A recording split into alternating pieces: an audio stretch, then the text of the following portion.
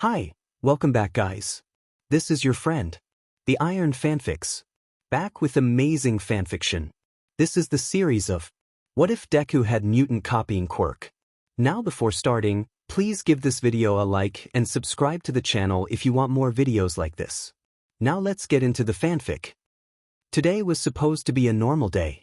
Just another day where Izuku heads to school, keeps his head down, and tries not to set off Kacchan, or have someone else set him off, and then head to the gym and hopefully not get his butt handed to him by Kacchan, then visit the retirement home, then head home and have a late dinner with his mom. But no, today they're talking about what they want to do with their futures. The teachers write about everyone wanting to be a hero, but statistically very few of them will end up as heroes. It comes down to their quirks, and/or how much training someone's had. If that person has a good quirk for heroics, they would be able to rely on it. But even if they don't have a good quirk for heroics, if they've put in the time to train, they can still make it. Unfortunately, Izuku's classmates aren't willing to put in the time. They expect their quirks to carry them, but their quirks aren't really the kind that can carry. Not that that means they can't be a hero. They just need to train, which they don't. So they'll probably not get into a hero school, at least not in the heroic department. Sensei, don't lump me in with these extras. As if I had anything like their crappy quirks. Kacchan antagonizes. Izuku's told him to stop calling others extras. Honestly, he's fighting a losing battle. The class erupts with boos at his goading. Shut up. Extras should act like extras. He continues, it's honestly a surprise how people still exalt about him. He's constantly looking down on the other students and even the teacher, but everyone still kisses the ground that he walks on. Bakugo, you, of course, must be aiming for UA High School. The teacher cheers, the students cry out at that. UA is the top hero school in the country and one of the top hero schools in the world. Getting in isn't easy. The stupid chattering of extras. I aced the mock exam. I'm the only one here besides Deku with the stuff for UA. I'll even surpass All Might and become the best hero out there. Not to mention, I'll be one of the richest people in the world. Kacchan declares, jumping up on his desk. Oh, you're also going for UA, aren't you, Midoriya? The teacher throws Izuku under the bus. Midoriya. No way, they don't let criminals in. Yeah, no hero school would take in someone who steals from others. Why would they want you with your shitty copies of our quirks when they can just have us? Shut up. Deku's better than all of you extras combined. He's actually put in effort unlike you wannabes.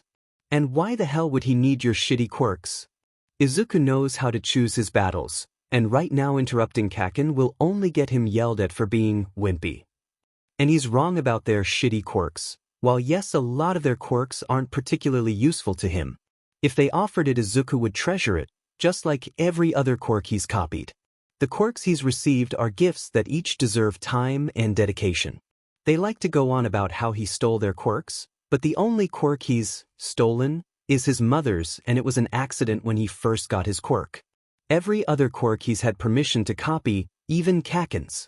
Though his permission was only given because he thought Izuku was lying about his quirk and thought that Izuku just had a quirk like his mom's, so he wanted him to prove it. He's got my quirk, so he doesn't need any other quirks. He still won't beat me though, even with my quirk. I'm going to be number one. Kacchan boasts from atop his desk. Izuku keeps his head down, but offers him a small smile. He's fine with Kacchan doing better than him, less stress for Izuku. Less people saying he's riding the coattails of others. Less Kacchan shaking him round when Izuku does better than him. He's long since learned to do just enough to be below Kacchan. It's just not worth the hassle of him blowing up about how he's the best, and how Izuku will always be number 2 compared to him. Which is better than it was in retrospect, before Izuku was dictated to being a sidekick of his. The teacher redirects us to the lesson and Kacchan takes a seat.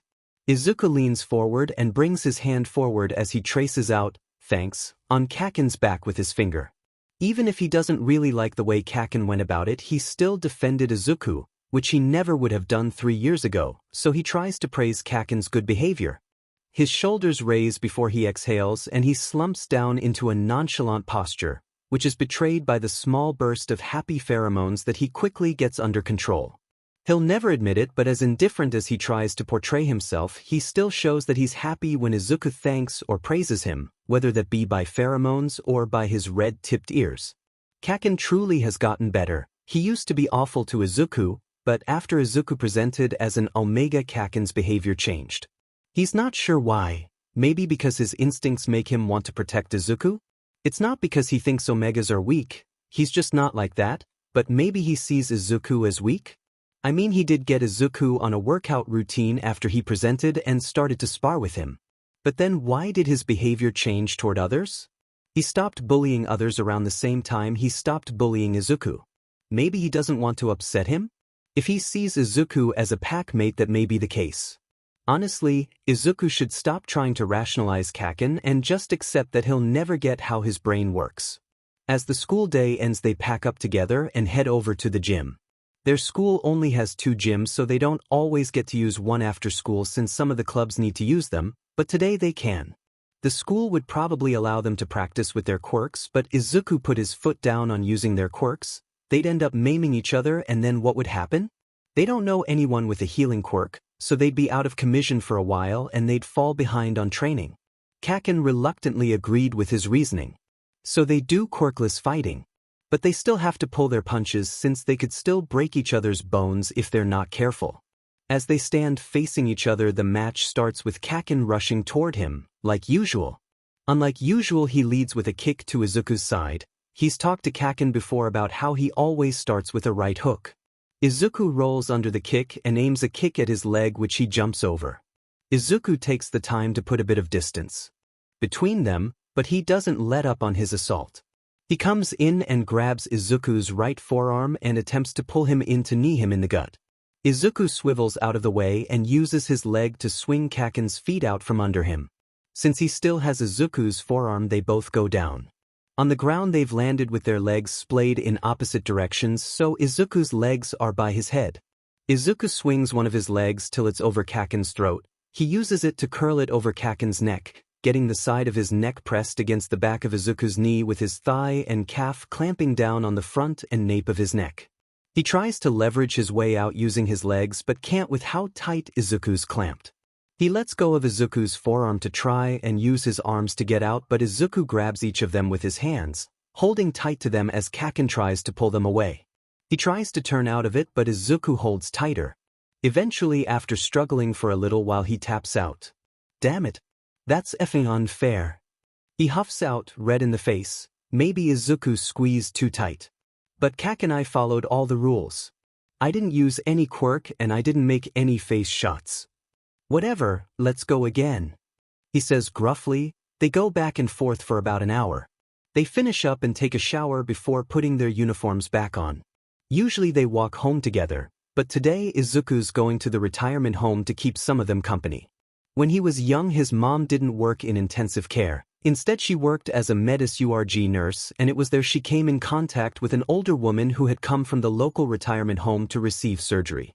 As his mom cared for the woman, she learned that the older woman was miserable, and that this surgery was actually a blessing since her family was finally visiting her. His mother had come home in tears about it, which of course made Izuku cry. She eventually got out why she was crying, and wanting to make his mother feel better, he said he would visit her. And he did, and he has, even after she left the hospital. When he first visited her at the home, all the other old folks had come over to spend time with him. Apparently families not visiting was a common problem, so he resolved to fix it. He began spending more of his time there, keeping them company. After Kacchan and Izuku made up, he invited him to come with Izuku, but he said that it sounded like a snooze fest. So they part ways, and he heads down the familiar roads toward the home. As he comes to the crossroad and begins to make his way to the other side from the corner of his eye, he sees a skeletal-looking man dressed in oversized clothes with a shopping bag. He looked emaciated. Maybe it was something to do with his quirk? As Izuku's gaze returns to the front of him, his mind runs wild with quirks the man could have. Some sort of bone quirk? A digestion-based quirk? Something like Fatgums? Does he puff up instead of puffing down? A sloshing and yelling causes him to turn his head back toward the man. A giant pile of slime or sludge looms over the man. Before he can think, his body is moving toward the man. He hear the man proclaim, "Sheet," in English, which he kinda gets right now because what the F is he doing? He doesn't have a plan. What does he do? Well, he could use any of his quirks, but that's illegal. So what does he do? Right, just look and think what would work against this. Its eyes? Right, well, what does he do with its eyes? He'll, just throw his backpack? He guesses that could work. He lobs his backpack at its eyes and grabs the man's arm and drags him away. The only thing they can do is run and hope they can find a hero. Arf. Damn it. What the hell? Don't get in my way. The sludge rolls after them, sloshing towards them at fast speeds. As Izuku drags him through the streets, it quickly becomes clear that the man's skinniness isn't from his quirk, but rather an injury. He starts coughing as they pick up pace, bits of blood coming up with each cough. Eventually they're forced to stop with how hard he's coughing. It's no good. If they keep going he'll probably pass out. Izuku could pick him up, but that'd slow them. He doesn't have time to worry about using his quirk being illegal, so going forward he'll use all the resources available to him. Moonwalk won't work with the added weight. Hata Tsubasa, quirk, Moonwalk, she has the ability to lower the effect of gravity on her body, but she'll never be able to completely remove gravity from herself, great for making long jumps. But the speed of the jumps is slowed by the reduced gravity. And he's never used explosion to fly, also with his hands full it'd be impossible. Bakugo Katsuki, quirk, explosion. His quirk allows him to secrete nitroglycerin-like sweat from the palms of his hands and ignite it on command, allowing him to create strong explosions. So escaping is out of the question, so attacking is the only answer. Explosion would require Izuku to get in close, but Cherry Bomb might work. Dongbang Mihai, quirk, Cherry Bomb. She can create grenades shaped like cherries from her palm. Pulling the stem off the cherry triggers the primer, igniting the fuse. As he throws the grenade it explodes and sends pieces of the slime everywhere, including on them. The slime starts to clump up together and climb Izuku. He tries to grab and remove it. He tries Shadow Claws in hopes of getting a better grip, but it doesn't help. Sawada Hitoshi, quirk, Shadow Claws. He can cover his fingers in dark shadows with pointed claws at the tips of his fingers. In front of him the sludge has started to pull itself back together and is rolling toward him. He doesn't have any long-range quirks that'll work to keep him away. He could try Cherry Bomb again, but it would just splatter onto them again. Disc and flowers would either go straight through him or would be swallowed up. Masuda Akane, quirk, Disc. She can create thin circular light blue discs made of energy. She can control these discs telekinetically up to a certain distance. After they leave her control distance they continue their momentum and stay until they break. She can control their size and durability. The larger and stronger they are, the more energy they use up.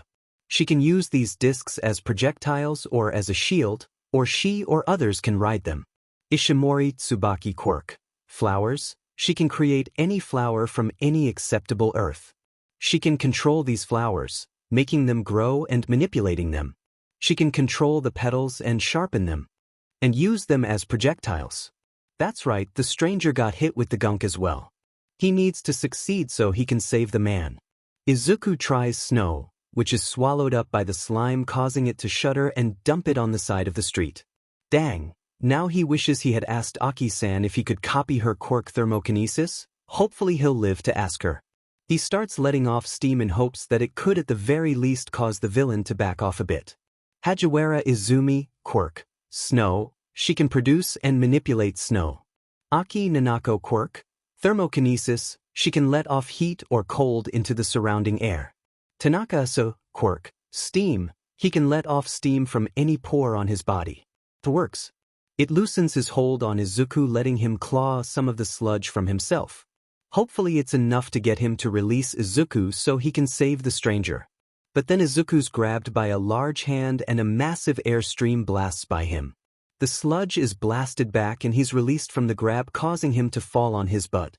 Then All Might walks past him. What? When did he get here? He has 2 large bottles which he empties of their contents, then starts to gather the slime into the bottles. The bottles? They were in the stranger's bag. Assessor, where did, there was, another man? Where is he? I mean, did you see him? He manages to get out in front of his idol. He faces Izuku and deflates? Deflates. It's the skeletal man. Blood spews out of his mouth. Are you a fake? Some sort of shape-shifting quirk? An illusion. I am All Might. He says it while more blood pours out his mouth. Whoa. No way. You know how Izuku's mouth can't help but interrupt. It's sorta like Fakum's quirk, right? See, in an interview he said that he can absorb the raw force behind attacks and release it in one big punch, but he can only do it once because it requires him to burn down his fat as he stockpiles the force. Since it uses about his fat, it weakens his defense and leaves him pretty much powerless afterwards, which leaves him vulnerable to a counterattack. Once he has used his fat reserves, he becomes skinny until he bulks back up again. When I first saw you walking down the street, I was startled by how skinny you are. I thought you may have some sort of bone quirk, or you had some sort of quirk that bulks you up like the opposite of fat gum. His quirk can slim him down, so I thought maybe your quirk bulks you up. But I thought it may have something to do with food like his since you seemed so skinny. But you just bulked up without eating anything, so, maybe does it, have something to do with how you're coughing up blood? Izuku says the last part meekly. He doesn't want to upset All Might. If this is about his quirk, he may not want to talk about it since his quirk has been a secret since his debut. You're pretty smart, young man. I'll tell you once this villain is cleaned up. He continues to gather the villain into the bottles. Right. Izuku moves to help, using pull to gather pieces of the unconscious villain. Well, Izuku assumes he's unconscious since he's not moving around. Midoriya Inko quirk? Pull. She can telekinetically pull small objects toward herself. Hey, you being all skinny is probably a secret, right? So, is it bad that the villain saw you? Izuku asks hesitantly. Oh shit. He says in English with widened eyes. At least Izuku thinks so. He can't really see anything besides All Might's iris and pupil, but his brow raised. Ah, well, people probably won't believe him. He says awkwardly, stuffing the bottles in the pockets of his oversized pants. Those make a lot more sense now. Well, I have to take this guy into the station. I'll be able to give them a report, so you shouldn't be needed. You won't get in trouble for using your quirk. Oh, thank goodness. My mom would probably have a heart attack if she heard about this. Izuku sighs in relief as he smooths out his uniform. It smells bad. He'll have to rush to change when he gets home. His mom is probably still asleep, so if he rushes he should be able to make it home before she wakes up. But that would mean he won't be able to go to the retirement home, but with how bad he smells that may be a good thing. Izuku goes to adjust his backpack only to be met with nothing. My backpack? All my stuff. He starts rushing back the way they came. Wait up, young man. I'd like to join you. He jogs to catch up. Izuku slows so he doesn't hurt himself.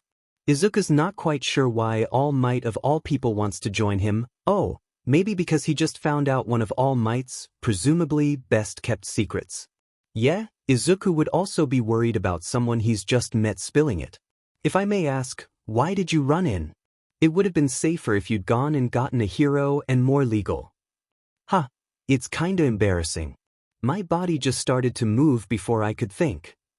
Izuku cheeks flush so he ducks his head to hide it. I realized once I was already halfway there what I was doing. I knew I couldn't use my quirk, so I thought about what I could try, and the eyes and mouth seemed to be the best option. And I didn't really have anything besides my backpack on me, so I just threw it.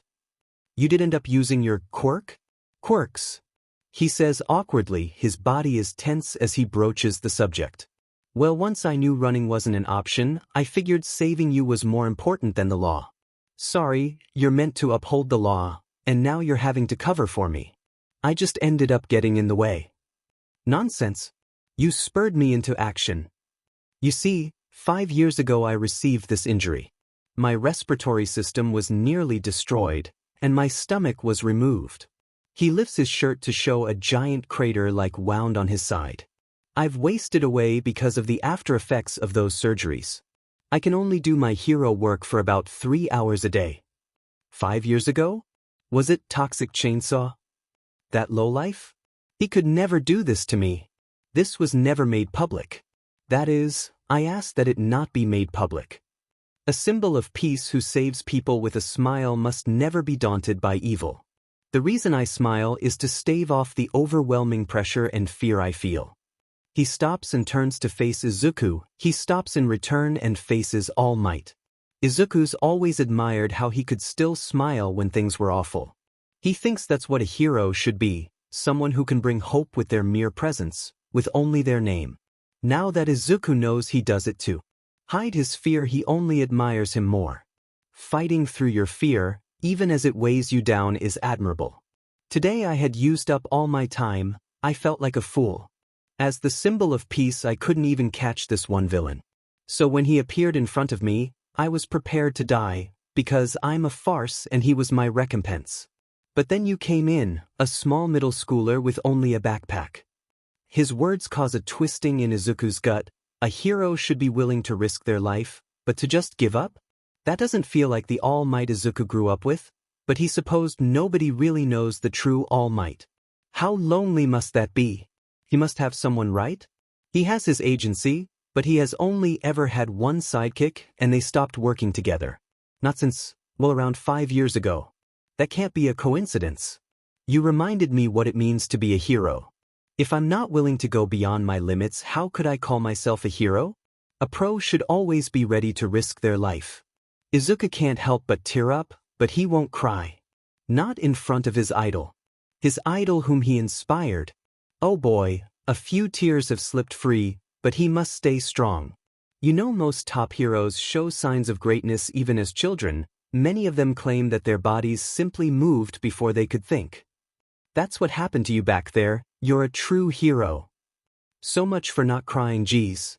He seems surprised by Izuku's outburst of tears. That's fair. He can cry an abnormal amount. It's a family trait. It's just. No one except my mom, my friend, and my friend's family has ever thought I could be a hero.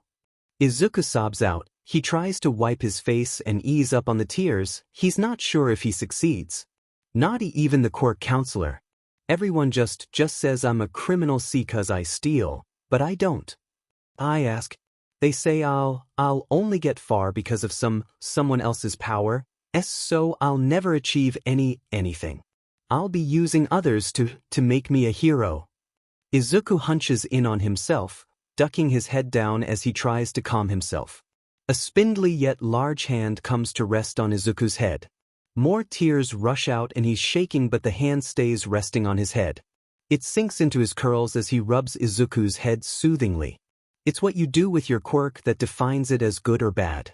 And today you used yours to help me. That's more defining than anything else. He says quietly. Izuku's managed to calm some, but a few tears still escape and his breath hiccups. Izuku looks up and All Might's hand falls away. Izuku meets his gaze and All Might smiles at him, not an All Might smile but a genuine smile. Let's go get your stuff. He pats Izuku's shoulder and starts walking. They make their way toward his backpack and Izuku starts gathering his stuff up. All Might helps pick up a few things. Izuku turns to him to see he has grabbed his hero analysis notebook and it's open to a page on the division hero. Denominator, a rescue hero who uses his quirk to divide debris. This is some pretty good stuff, young man. He offers with a soft smile. Izuku swallows thickly and offers a shaky smile. Thank you. I love analyzing quirks. Spending his time analyzing quirks is what gets him through the day sometimes. Of course, if any of the other students see it, they'll talk about how he's thinking about stealing the hero's quirk. He's actually gotten in trouble a few times because a student said they felt like he was gonna steal their quirk, so the teacher punished him. Does that perhaps have something to do with your quirk? Probably. Knowing about people's quirks does help me if I ever copy that quirk or one similar to that quirk. But it also helps to know how to take down an enemy. He originally only did it with heroes, but Kacchan said he should analyze everyone's quirks because he may face an opponent with a similar quirk someday, or copy a similar quirk someday. He's written about All Might's quirk before, but this new information is game-changing, and he can't even write about it. Copy? Yeah, I didn't actually explain my quirk, did I? I can copy any quirk within a certain radius of myself. What did you think I meant? Well, you said people accused you of stealing, so I assumed, well, that you could take quirks. He says awkwardly. Take someone's quirk. I don't think that's possible, though I suppose in the world of quirks anything is possible. He supposes if they went back 250 years, every quirk would seem impossible. There used to be fictional stories written about the concept of a person having superpowers. Still, a quirk that takes other quirks just seems impossible. Why would someone say you're stealing when you're just copying? It probably has something to do with how quirk-focused our society is. Your quirk defines you, it makes you unique. So someone who can have that uniqueness is seen as a threat to your individuality. People are so focused on quirks, so much so that it has caused divisions in society. People with powerful quirks are lauded, put on pedestals as a toddler pretty much. They're taught that they could do no wrong. In the adverse, they're taught from a young age that they have a powerful quirk so they shouldn't need help, which puts an aversion to help in their mind. Even though they're highly praised, people never actually consider the damage that powerful quirks could do. Endeavor is venerated for having the most solved cases out of any hero, but he also leaves villains with the most injuries, which the public rationalize by only viewing them simply as villains and not fellow human beings deserving of kindness and respect. People with weak or useless quirks are seen as below others. Civilians aren't allowed to use their quirks in public, so it should be a non-issue, but because powerful quirks are extolled, those with powerful quirks feel they have the right to beat down those who they deem below them. Mutant quirked people are only tolerated if they're appealing. People who aren't visually appealing are denied jobs and opportunities on only the basis of their looks, pushing them to find illegal means to make money. People with villainous quirks are treated like scum and actually pushed into villainy by all the ridicule, becoming a self-fulfilling prophecy. People don't seem to even consider the fact that they're the one who drove these people to villainy. They'd rather think that these people were destined to be a villain simply by virtue of their quirk. And the quirkless are the lowest of the low. The sheet you step in, the cigarette you stomp out, the sewage in your pipes, the gunk in the gutter. Izuku would know his quirk didn't come in until he was 7, so there were a good few years where he was considered quirkless. But I've never copied a quirk without asking. Well, actually, when I used my quirk the first time I didn't ask, but I don't count that one since I didn't know what I was doing. Plus my mom was fine with it. He's finished sorting his bag, so he stands up and puts it on his back. I guess this is where we part ways. It feels bittersweet. He's met his idol, but now he probably won't see him again until Izuku's a hero. But with the 3-hour limit, Izuku might not see him again at all. Izuku's mind brings him back to what All Might said earlier. I was prepared to die. What happens next time he uses all his time and no one is there to motivate him to action? He's going to die doing this. The thought shouldn't be so heart-wrenching. Heroes die on the job all the time. Some would say that they die the way they want, an honorable death, a death for a purpose. But Izuku doesn't think that changes how saddening it is. And he's not talking about giving his life for the betterment of others, for a cause. He's talking about using everything up and in the end giving up instead of fighting further. Izuku doesn't think a hero should ever give up, no matter the circumstances. No matter if their quirk isn't right for the situation, a hero should be prepared to continue fighting. All Might understands that now, but will he understand that next time? Actually, young man, I have an offer for you. You want to be a hero, correct? Yes, sir. I'd like to help train you. He says boisterously. All Might? But why? Why me? Well, why do you think? You inspired me, reminded me of what it meant to be a hero. And with my time coming to a close, I've been searching for a successor. I think you'd be perfect. Really? I mean, I'm honored, but I don't think I'm really anything special. Is it because I can copy your quirk? Humility is a great trait, but too much humility limits you.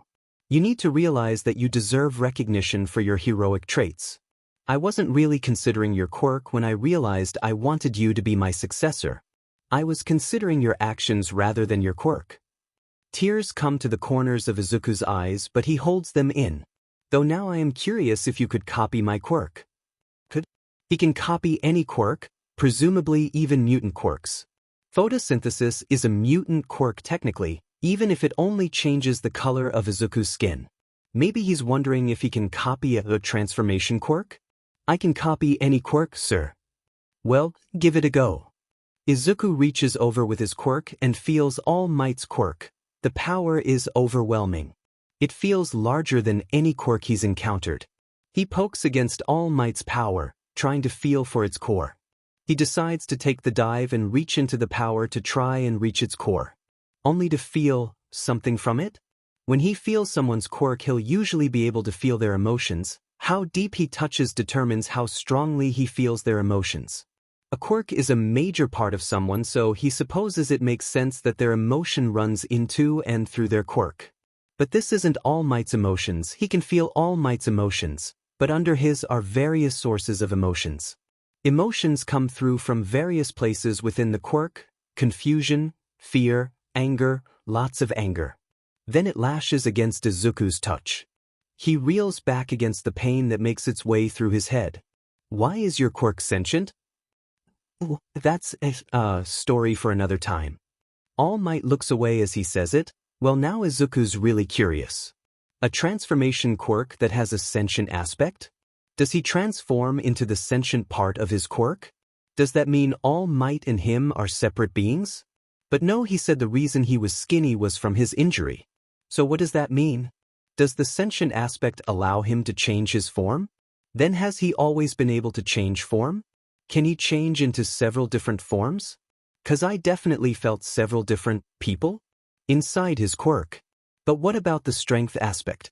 It's supposed to be an enhancer quirk, at least from what I've seen, so what does that have to do with not only being sentient, but housing several different sentient beings? Does each being contribute strength? Does that mean they developed at different times during his life? 'Cause he's definitely stronger than he was at the beginning of his career. Izuku unknowingly mutters out, "Wow, you can chatter, huh?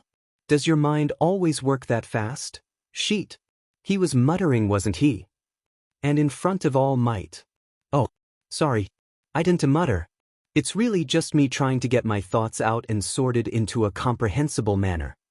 Izuku offers sheepishly, "Well, just make sure you don't mutter about my quirk to others." Of course. My lips are locked tight. He mimes zipping his lips. "Here, young man, we should exchange numbers and I'll text you with a place to meet up where we'll train." All Might's number. Geez, you're a fanboy, huh? Sorry. I can't help it. I mean, what would you do if your idol gave you their phone number? Fair point. I suppose I can't fault you when I would have been just as excited when I was your age. They exchange numbers and part ways. He just got All Might's number. Obviously he's not gonna abuse it, even if he has 1,001 questions to ask. Okay, maybe a bit over-exaggerated, but still, he has so much he wants to ask All Might. This is the first time he hasn't been able to copy a quirk. What about All Might's time in America? With David Shield? With Sir Night Eye? His time at UA? So much to know. Izuku wonders if All Might wants to know about him? He's going to be his successor, right? So maybe he'll want to know about Izuku. There isn't really anything interesting or cool about him. His quirk awakened later than usual, so that's something to talk about. Besides that, he doesn't really know anyone interesting like All Might does. Maybe Auntie and Uncle count since they're fashion designers, but All Might doesn't seem the type of guy to be interested in fashion. Izuku reckons whatever his agency gets him he wears, and that's it. He could talk about Kacchan, but he doesn't imagine All Might would be interested in hearing about some kid. For as much as Kacchan remarks how he'll be number one, he doesn't think All Might would care much. Since Izuku bets he has heard that from hundreds of kids. But maybe since he's Izuku's friend he'd want to learn about him? Would All Might care for Izuku enough to want to know about his friends? Izuku could just be a means to an end.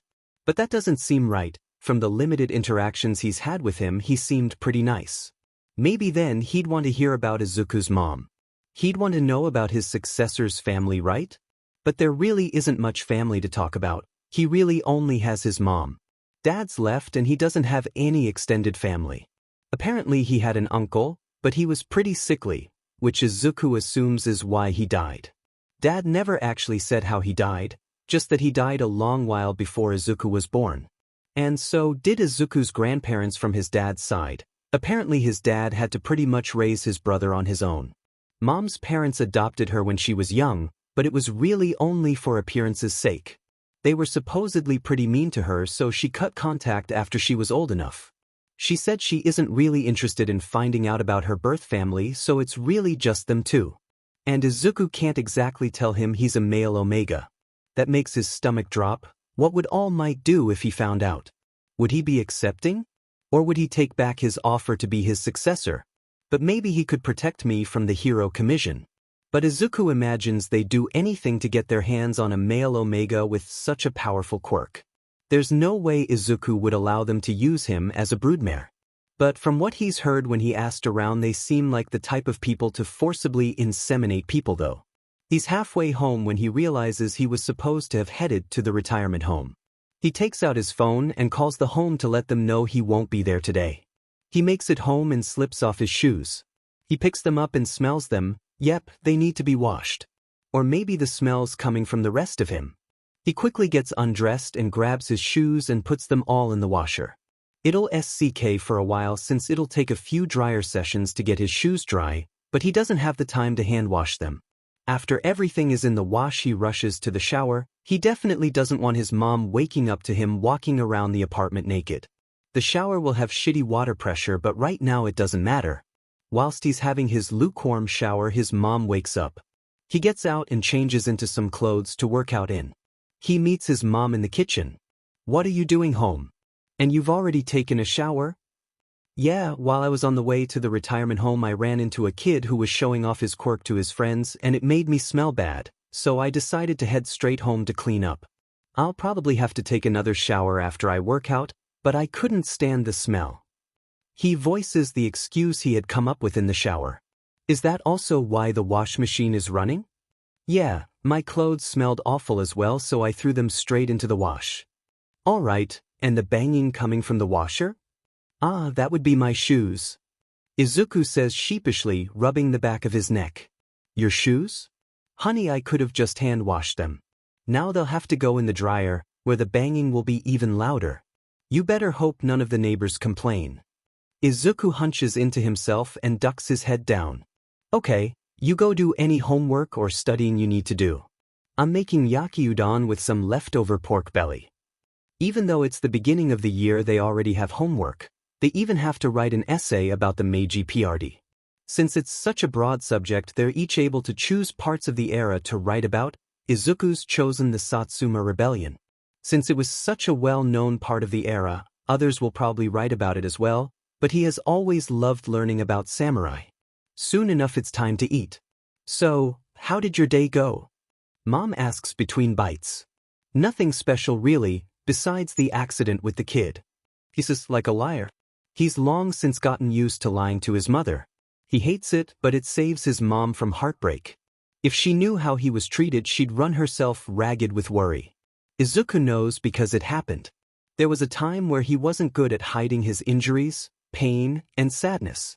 She talked to his teacher and then the principal, and when that didn't work she went directly to the parents. All of it resulted in nothing really. He'd listened to her cry to herself after he'd been put to bed, so he started to hide his pain and misery. She doesn't need that kind of stress, she has enough stress at work. "How was work?" "Well, I helped in the ER today instead of intensive care. They've been short-staffed. It was a lot of chest pain, abdominal pain, problems breathing, and a lot of headaches and fevers. I don't think a lot of people understand what qualifies as an emergency. We did have a car accident come in, and the receptionist said they have at least one villain attack victim come through a week." They finish their meal and they each wash their own dishes. Izuku's always tried to help with the dishes, but his mom insisted on doing them, so they came to a deal. They each will do their own dishes, though he's not satisfied with that since she still has to do more because she has to do the pots and pans. They part ways to go and do their own things. For him, he does his evening workout. After that he heads for a shower and then does some studying and analysis. Soon enough he's lying in bed staring up at his ceiling. Today he met his idol. And he's actually a good person.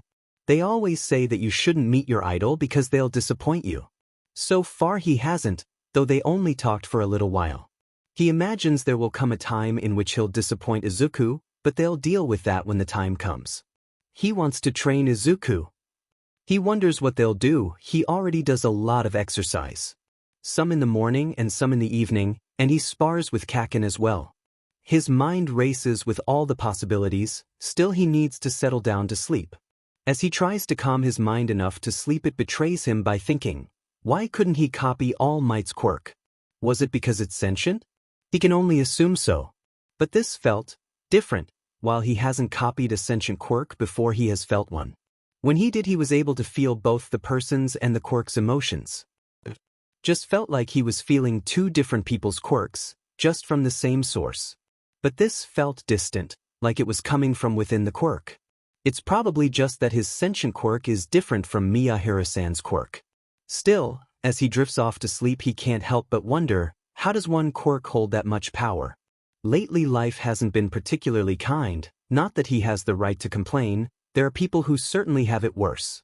He's the #1 hero in Japan, the symbol of peace, just like he had wanted when he was young.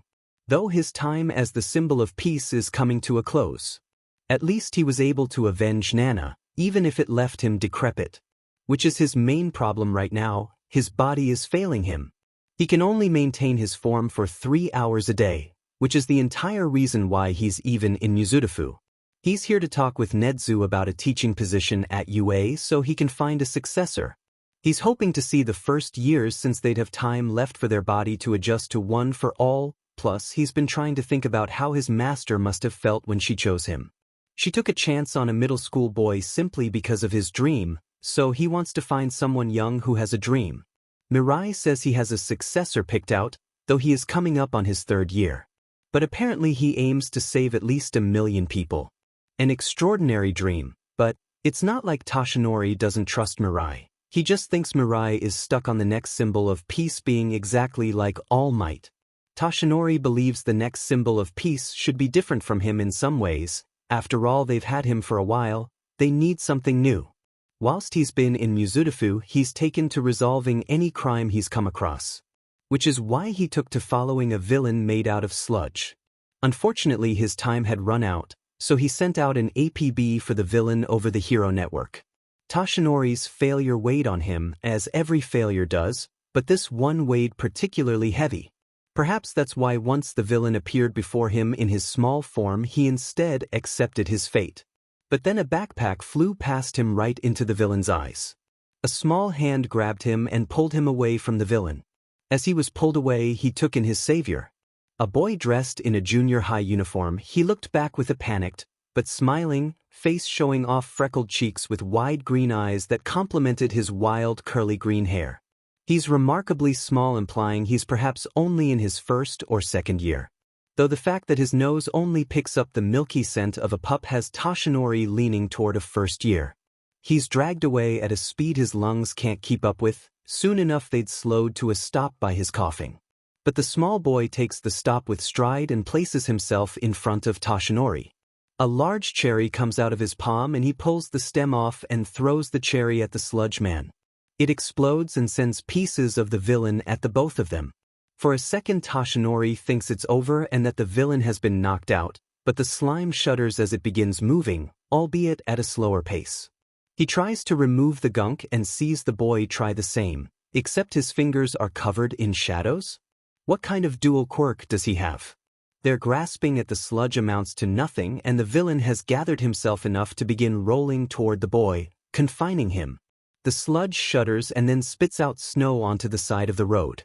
Steam starts to rise from the boy, loosening the slime's hold, allowing the boy some room to move. He has tried everything to get out of this. All Might can't let his efforts go to waste. Unfortunately, his bout of power peters off, revealing his form. The boy goes off on a tangent that, from what he can follow, is pretty intelligent. The boy helps gather the sludge using an entirely new power than before. He takes the time to take in his curly hair and angular jaw. All Might couldn't really see the resemblance before since the boy obviously takes after his mother, or perhaps he's a more distant relative. All for One was alive for quite a while, so the boy could be a descendant. That might also explain the freckles, as All for One certainly didn't have those. As he interacts with the boy, he finds it hard to believe he's any bit related to him. But he has to keep his guard up. Still, as the boy cries about people accusing him of stealing, Toshinori can't help but feel bad for him, After all, he never asked for a quirk like All for One. Except he doesn't have All for One, he has something even better: he can copy from any person in his radius. Such a powerful quirk, and yet he has been put down by almost every person he has met. With such a powerful quirk, he'll be an amazing hero. But his quirk isn't why Toshinori offers to train him. Instead, it's as he tells him, he wants to train him for his actions. It would also be a good excuse to monitor him if he is a spy of All for One's. He decides against telling him about One for All just yet. If it turns out he's just an innocent boy with an unfortunate relative, he may still be a good candidate for One for All. Once he tries to copy One for All, he confirms one of Toshinori's suspicions: One for All is somewhat sentient. Or maybe it holds pieces of the previous users. He's had times where he's felt strong surges of emotions, particularly when he's been at his weakest. After the incidents passed, he's always left wondering about that surge of emotion, and now he knows. They part ways after exchanging numbers. With it, he receives a name, Midoriya Izuku. Good to know, since now he can have Tsukachi investigate Midoriya's family. Still, he leaves with a pep in his step. He may have just found a successor. Sure, there's the issue of who he may be related to, and if he's actually innocent or not. Could Toshinori even choose him as a successor if he's related to All for One? What would his master do? He thinks she'd like Midoriya. He seems pretty meek, yet he's brave enough to put himself between a villain and someone he thought was a civilian. And he actually seemed pretty terrified, but he still ran in to help, with no plan either. Afraid, yet he didn't let it stop him from acting. Toshinori's mind flashes back to the shaky smile he held on his panicked face when he looked back. If he is related to All for One, Toshinori doesn't know how he'd broach the subject, since he clearly doesn't know. Perhaps if he tells him the origin of One for All, the first user and him would be related if he's related to All for One. Right? The first One for All user was the brother of All for One, so it should be okay if it's given to someone who's related to All for One, right?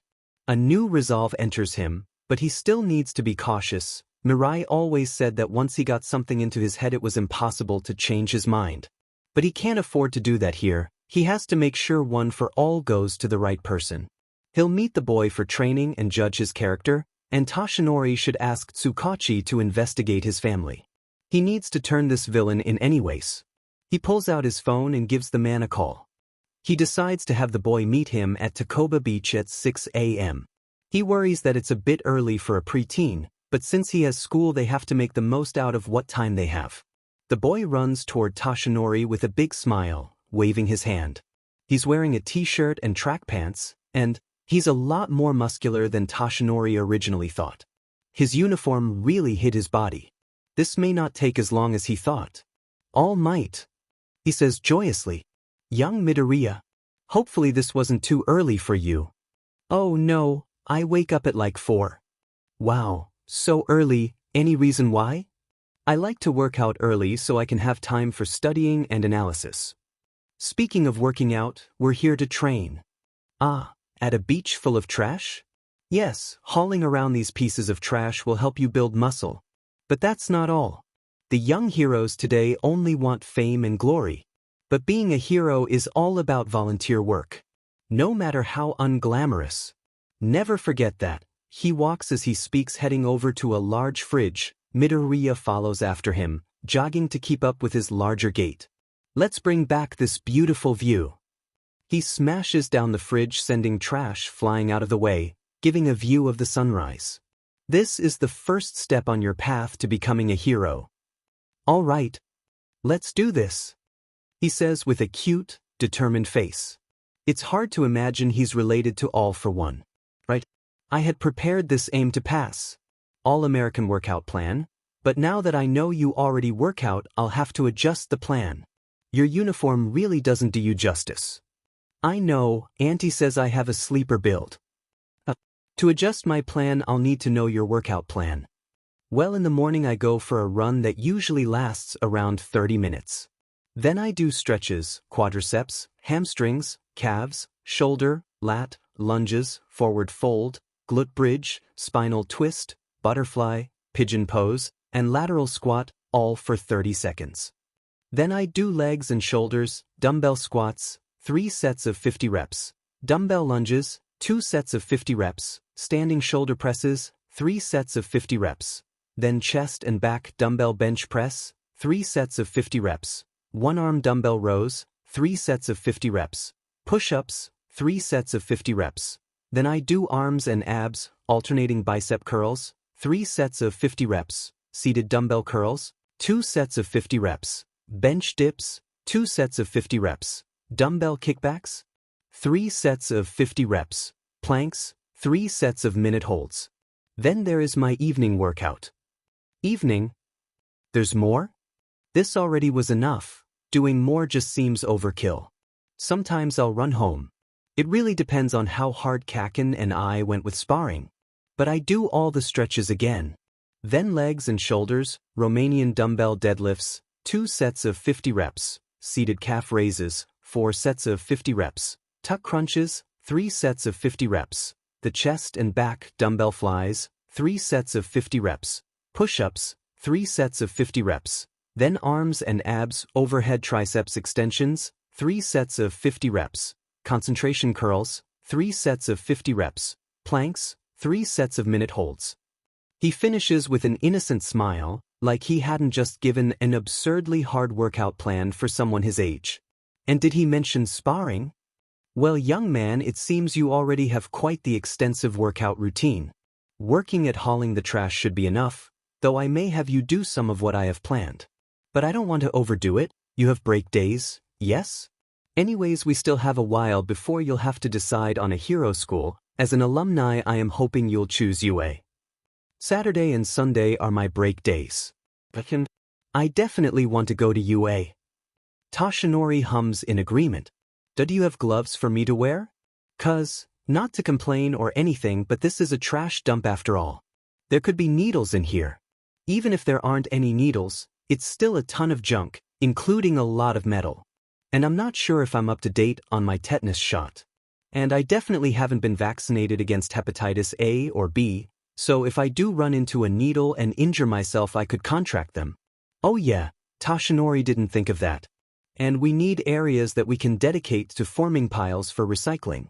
Plastics, papers, glasses, and metals are all recycled differently. Things like bricks and concrete, rubble basically, can be recycled as well. Electronic devices are specially recycled, but what counts as electronic? TVs and computers are obvious, but some appliances have electronic components. And I'm not sure about rubber though. I think tires can be recycled though, so maybe I can just start a pile of only tires. Recycling. He hadn't even thought of that. Of course recycling will be harder to do, but it'd be worth it. Toshinori's heart warms at the care he's approaching this with. He truly hopes Midoriya isn't working for all for one. And some of this metal could actually be given in for money. Like these copper pipes could go for good money. He loosely shuffles through some of the trash, his touch careful. I know we only have 10 months until UA's entrance exam, but I think sorting to recycle would be worth it. 10 months? Sure, for third years it's in 10 months, but... You probably thought I was a first year, right? Nope, I'm a third year. I'm just short with a baby face. He says in a defeated tone. Well, at least that makes his workout plan more acceptable. Though that means, you're still unpresented at your age? You're what, 14? 15? You should be presenting any time now. He tenses up and hunches down and shrugs with an uncomfortable look on his face. Nervous then?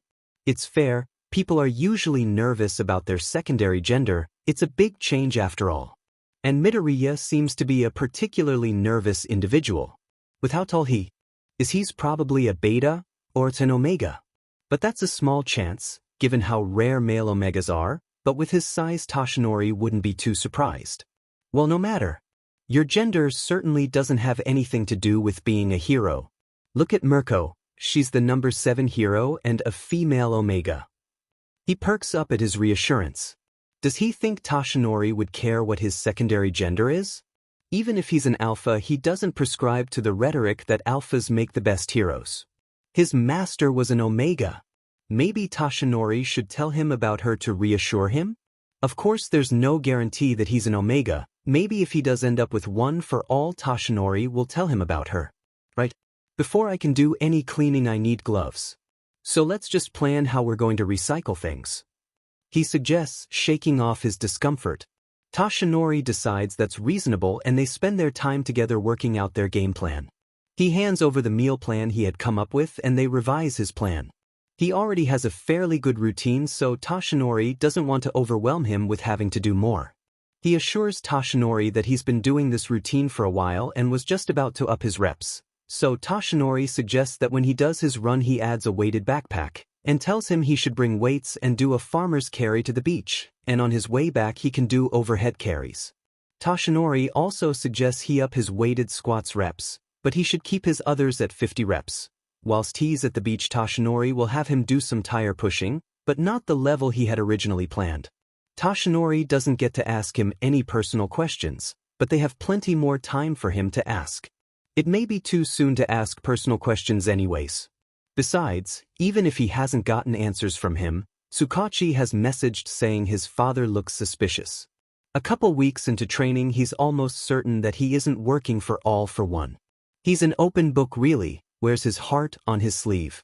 He tears up at any praise Toshinori gives him. When he talks it tends to be soft-spoken and a bit awkward. He doesn't seem to have much experience chatting. Toshinori decides it's time to get into his personal life. Young Midoriya, I was wondering more about your life, if you don't mind sharing. Toshinori calls out to the boy, causing him to pause in his work and look up for a moment and offer Toshinori a tired smile. Sure, I don't mind. There's not much interesting about me though. I suppose the fact that my quirk came in late is sorta interesting. Really? When'd it come in? When I was 7, I had a good few years where I was considered quirkless. Maybe that's why once my quirk came in people kept hating me, it was just easier to keep hating me. No matter how much I told people that my doctor said I had a quirk, it was just taking a while, no one believed me. They hated me so much just because I didn't have a quirk. He says somberly with a sad smile on his face. Toshinori supposed the issues for quirkless people must have gotten even worse than when he was young. When he was young being quirkless was still viewed poorly, but there were a lot more quirkless people than just himself. With quirkless people becoming more and more rare in the newer generations, what used to be considered the norm has become abnormal compared to the number of quirked individuals. He hasn't really thought about how quirkless people are being treated nowadays. Back when he was young it was all about how mutant quirked people were lesser, or something to be feared, so he's tried to campaign for better treatment of them. He does think he's succeeded somewhat, though he's not so disillusioned to think that he's gotten rid of their discrimination entirely. Discrimination against quirkless people is a new age issue, one that due to One for All he's been blessed to avoid. But there are people who weren't as lucky as he is, especially kids he imagines. From what he remembers from his youth, kids can be pretty cruel, and he doesn't imagine that's changed considering it has been a constant throughout history. Maybe if my quirk had come in at a normal time people wouldn't have been so mean to me after it came in. By the time it came in people had already decided to hate and ridicule me. Maybe I would have stayed friends with Kacchan, I don't know though, he probably still would have gotten mean, and hopefully I would have had enough sense to leave him. I probably would have stuck around to try and change him. His brow furrows further and his lips thin as his smile becomes even more defeated. Mutant quirks and villainous quirks were more often than not lumped together as one and the same, perhaps that's still the case. Any person with a non-visually appealing quirk was destined to be a villain. He never heard much about people with non-mutant, villainous quirks. Though he supposed there was this one girl in his class who had a blood-based quirk, she was picked on for having a gross quirk. He hasn't really thought much into villainous quirks considering no such thing exists, at least in his mind, but apparently that's not the case for everyone. It's never really hit him how out of touch and isolated he has been as the #1 hero. Hearing what Midoriya has gone through makes him wonder how much else he's missed. Who's Kacchan? He's my friend. We've been friends since before we had quirks. We were gonna be heroes together, but once his quirk came in and mine didn't, he changed. He has a really amazing quirk. He can create explosions from his palm. Everyone started praising him and telling him he would be the greatest hero. They taught him he could do no wrong. And then when my quirk didn't come in, everyone started to look down on me. He walks over with a bitter smile still on his face. He grabs his water bottle and takes a drink before grabbing his towel and wiping his sweat off. He changed, started to talk down to me and beat me up. His behavior towards others changed, he'd bully them as well. Of course I had to put myself in between them and him, which just resulted in me getting beat up. Then my quirk actually did come in and he thought we could just go back to before. He said I could be his sidekick. I told him he'd make a good hero. He's got an amazing quirk mixed with his natural intelligence. His drive and determination could get him far even without a quirk. But I rejected his offer since I didn't want to be friends with someone who would treat others so awfully just because of their quirk status. He didn't like that. He shrugs, heading back toward a pile of trash. So he continued bullying me, but once we were around 12 his behavior changed. He's still pretty rude and mean to everyone, but he has stopped beating people up. So I'm friends with him again, mainly because I hope he'll change more. He's matured before, so hopefully he'll only get better. It really doesn't sound like the boy is any good type of friend, at least not after everything he has done to Midoriya. Any person is capable of changing, children especially are, but that doesn't change what they've done to others and how it affected them. This, Kacchan, could very well change, even maybe in the process of changing right now, but it shouldn't be at the expense of someone else, which Toshinori worries is the case here. This relationship just doesn't seem healthy for young Midoriya. It worries him. Well, do you have any other friends? Surely he has someone better for him in his life. Not really. The people who don't treat me badly still stay away since they be bullied too. Kacchan is the only one able to get away with it since he's so popular. That's awful. It pulls at the hero in him who insists he do something to help, but if All Might of all people endorsed him, he'd have a target put on him. And Yagi Toshinori has no meaning to kids. Maybe he could speak about it in an interview? Yes, that's what he'll do. What about your teachers? Don't they do anything? He lets out a tired laugh. The teachers? They weren't paid enough to care. Almost all the kids hated me, so why go through all the trouble of punishing every kid when they could just ignore that it happened? Sometimes they'd even play into it. More anger runs through him. It's one thing for kids to be awful to each other, it's an entire nother thing for an adult to not only turn a blind eye to cruelty to a child but to actually participate. What about your parents? Surely his parents would have noticed. Mom tried her best, she went to the teachers about it, and when nothing resulted from that she went to the principal. She even went to the parents when all else failed. I'd listen to her cry in the room over once I was put to bed. I'd have to see the eye bags from lost sleep from the stress, on top of the stress of being a nurse. So I hid any other bullying from her. I don't want to worry her. My mom's great, and she has always done her best. No mention of his father. The conversation steers toward what's good about school, his favorite subjects and all. He's ranked number 2 in class, his friend ranking first. He loves science and social studies. His love of science is derived from wanting to learn the way every quirk works, even down to a chemical level. He loves any work that has to do with writing, and his teachers put page limits on his essays. He does well in maths, but it isn't his preferred subject.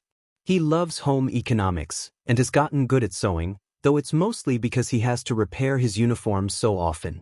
But what he loves most is cooking, though after he says that he clams up and turns his head away. He glances at Toshinori and then speaks. Well, I would like to make you, some food? He manages to get out with red cheeks. I just researched what people with, a total gastrectomy can eat I worry if you're eating enough. Not that you're incompetent or anything. I don't, want you to assume or, do anything to offend you. And I don't know if you have, any other dietary restrictions, so, I was, wondering if I could maybe make you something? He finishes and Toshinori doesn't think he breathed at all during that. His lips pouted as he takes to staring at his fidgeting hands, glancing at Toshinori every so often. Toshinori's chest aches at the sweetness of the gesture and the care that he already has for him, even though they've only known each other a little over a month. Well, you don't have to worry about me eating enough, but if you want to make me something you can. And I don't have any other dietary restrictions beyond not having a stomach. He lights up and gives Toshinori a blinding smile as he begins to ramble about what foods he wants to make for Toshinori. It's again hard to imagine he's related to All for One, which is all but confirmed by now. Tsukachi's investigation had pulled up some concerning results, mainly about his father. His mother seems to check out, all her information is detailed and the only thing that wasn't available was who her birth parents were. Tsukachi could get a warrant to uncover the information since it is on file just locked for anyone who isn't the woman, but given how suspicious her husband's information is, he decided to focus on him. From how highly the young man talks of her, she seems to be a normal, loving mother, if a bit overworked as a nurse. His father has a birth certificate from Municipal Kosei Hospital in Kosei, Shizuoka. But there's no birth weight or time of birth beyond the date. He has all his vaccines on file but no date of when they were administered. He has a kindergarten, elementary, middle, and high school on file, but digging further shows that he has no exam scores on file, just a report card. There are no disciplinary records on file, nor any extracurricular reports on file. No teachers have left notes on his file either. He has a university on file for a degree in business, but calling the university for records proves that they have no records of a Midoriya Hisashi ever attending there. He has a job registered in America for a construction business, but calling them reveals that no Midoriya Hisashi has ever worked there. He had a bank account on file, but 5 years ago it was emptied and then closed. He has never had a vehicle under his name or even a driver's license, but that's not too unusual. Asking about his father keeps getting pushed back because Toshinori told the boy he could ask any questions, though he may not answer some, as long as they don't go online. It's then that the magnitude of his fanboyism is revealed. He asks about David and all the work they did together in the States.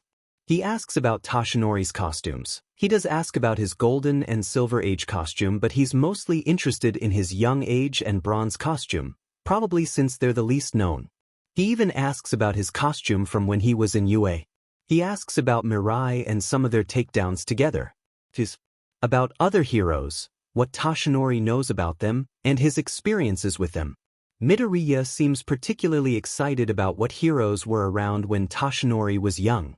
He doesn't often work with other heroes, so he doesn't have much to say. Midoriya's pout does make him feel bad for not having more. He can offer Midoriya the experiences he's had with other heroes when at charity events, but they're not as exciting as seeing them in action. Still, he eats it up, listening with rapt attention and with wide, curious eyes that are complemented by the excited smile on his face. Toshinori does get in his own questions. They often result in the boy recounting his own stories, commonly about his mother or his friend. He talks about the quirks he's copied often. He goes into detail about how they work and who he got them from. His excited chattering is a bit hard to keep up with, but Toshinori does manage to catch that he recently copied a quirk called thermokinesis, which allows the user the ability to let off heat or cold into the air.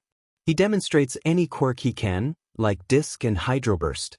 With the non-physical quirks, he is quick to talk about their many uses, like tears. It can obscure a criminal's vision, though obscures the user's as well, but if the villain isn't expecting it, it could work in his favor.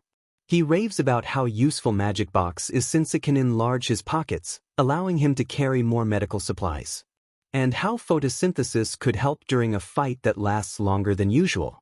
He talks about how he can use X-ray to help identify any injuries on any victim. Sabotage could disable any mechanical weapon a villain has. Wheels helps him move faster, and pull is good for moving small pieces of debris.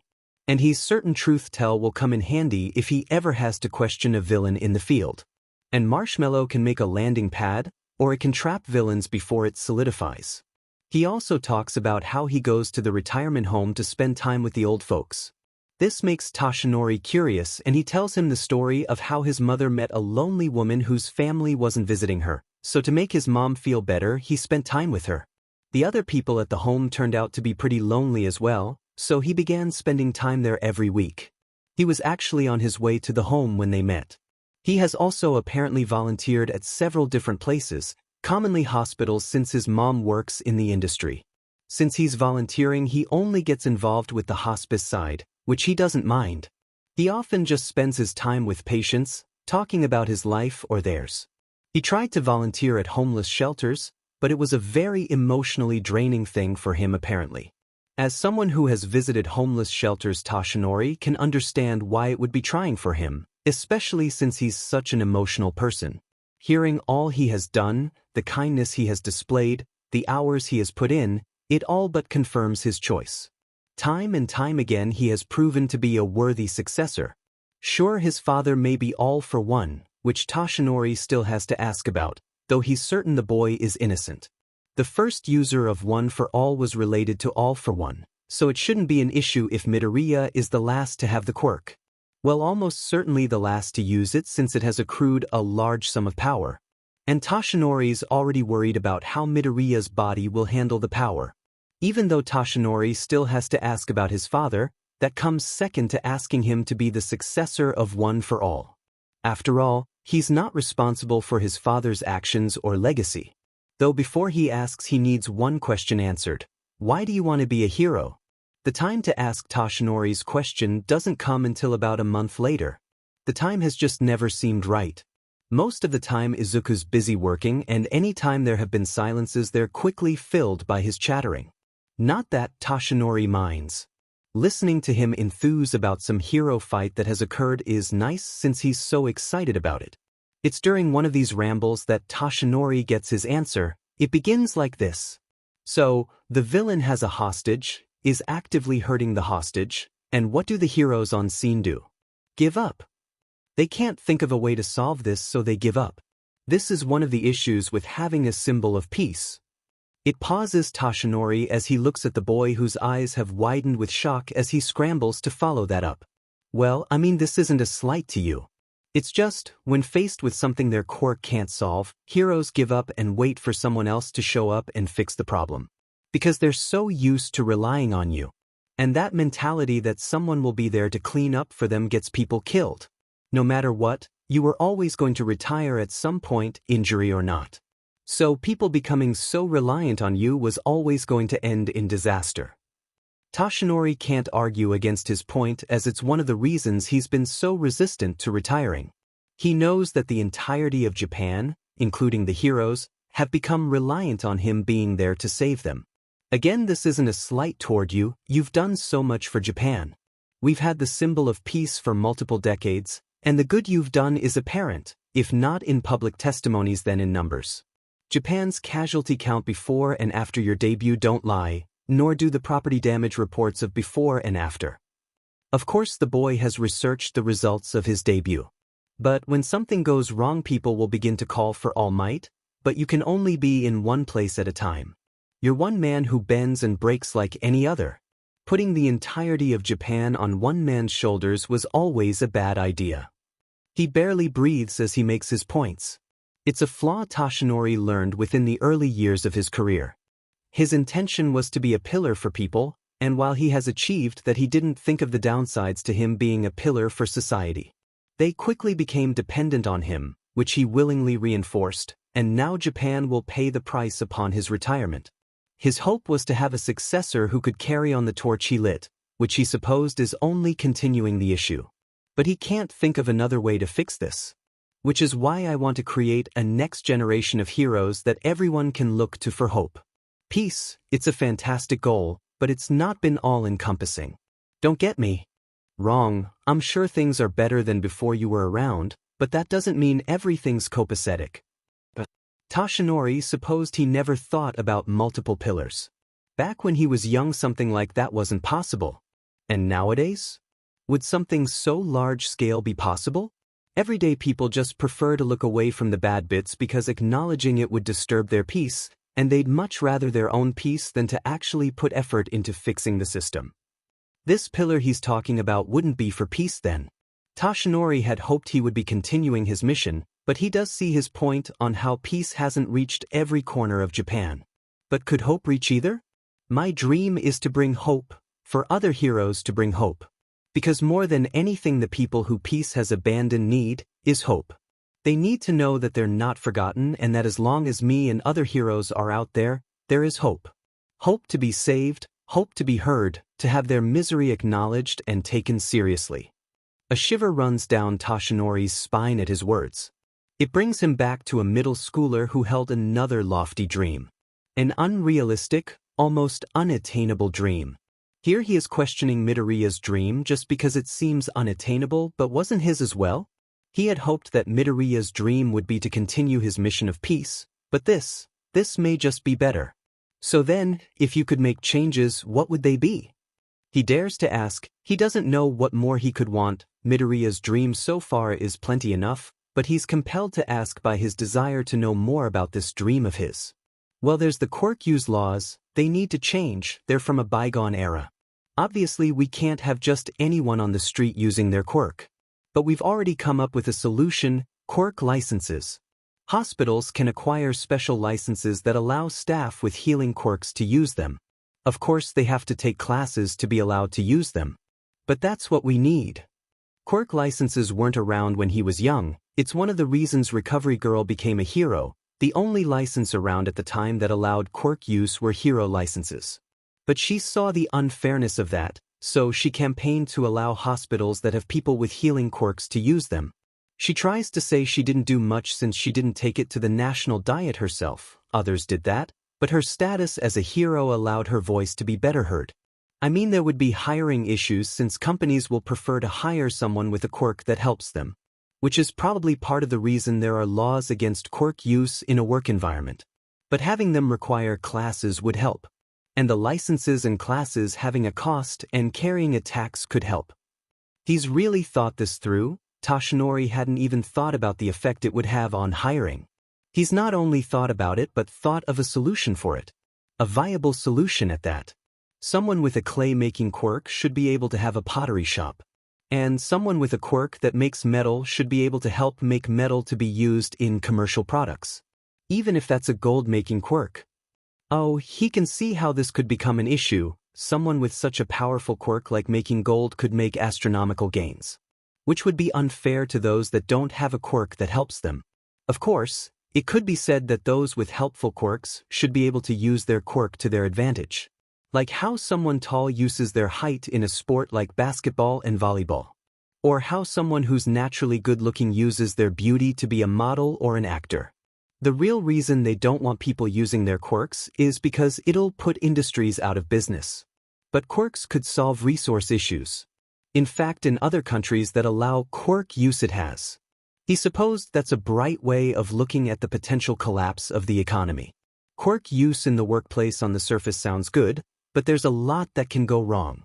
Of course, Japan hates making or changing laws. I mean, we still don't have protection against discrimination. Gender, secondary gender, sexuality, race, religion, or quirk discrimination. Sure, we have a law that states the government can't discriminate against us, but any business could refuse service based on race, sexuality, or quirk if they'd like. No one should be made to feel less than due to traits outside their control. It's always been an issue creating change in Japan. Hell, they only changed their previous inhumane jail system because quirks came around.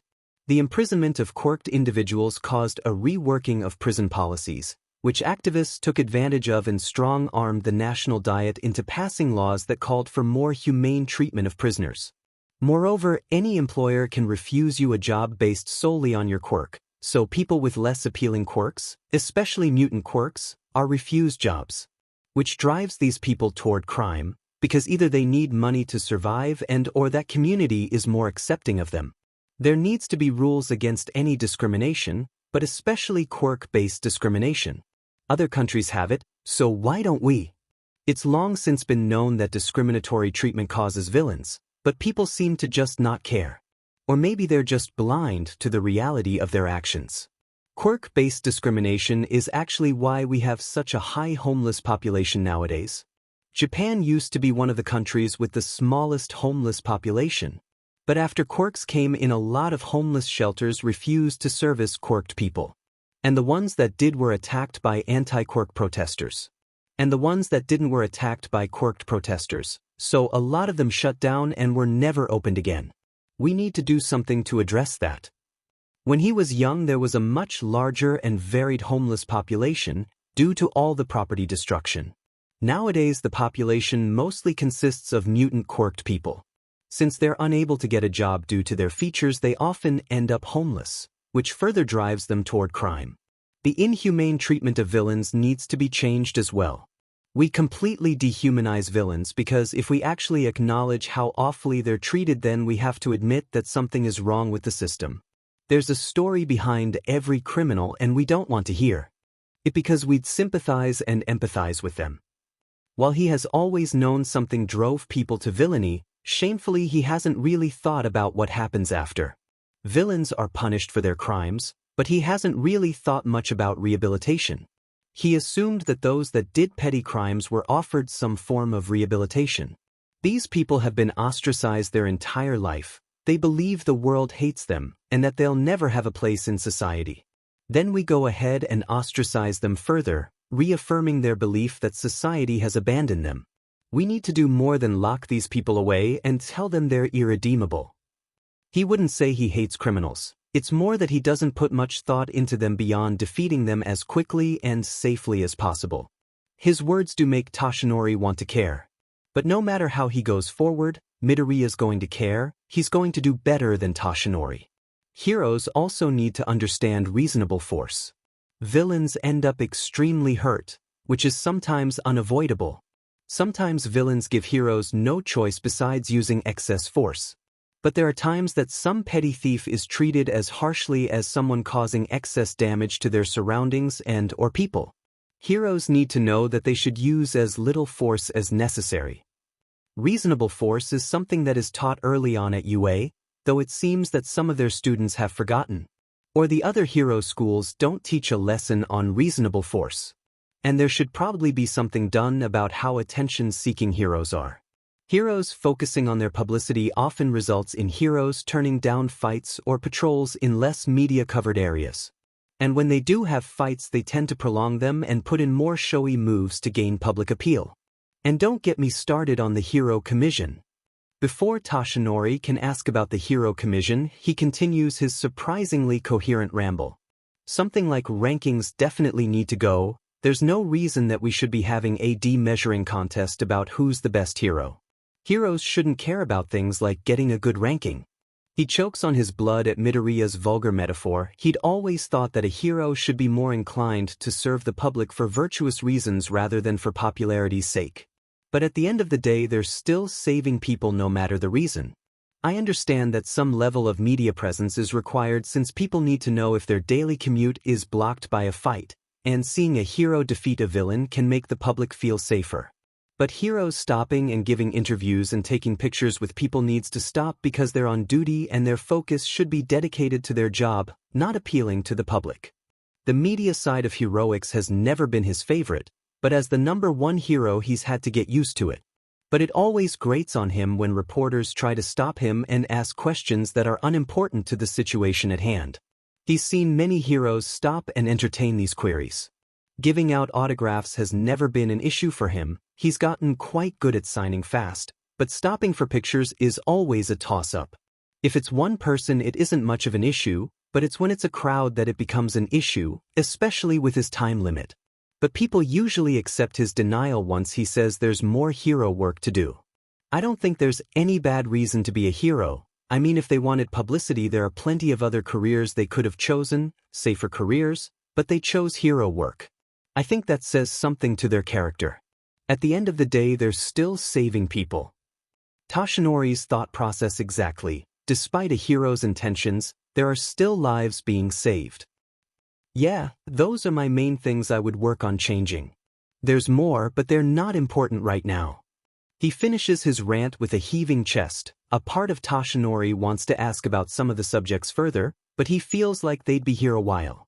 And his lungs and throat probably need a break. Plus, they have something else to get to. I believe you are worthy of inheriting my power. He stands and puffs into his strong form.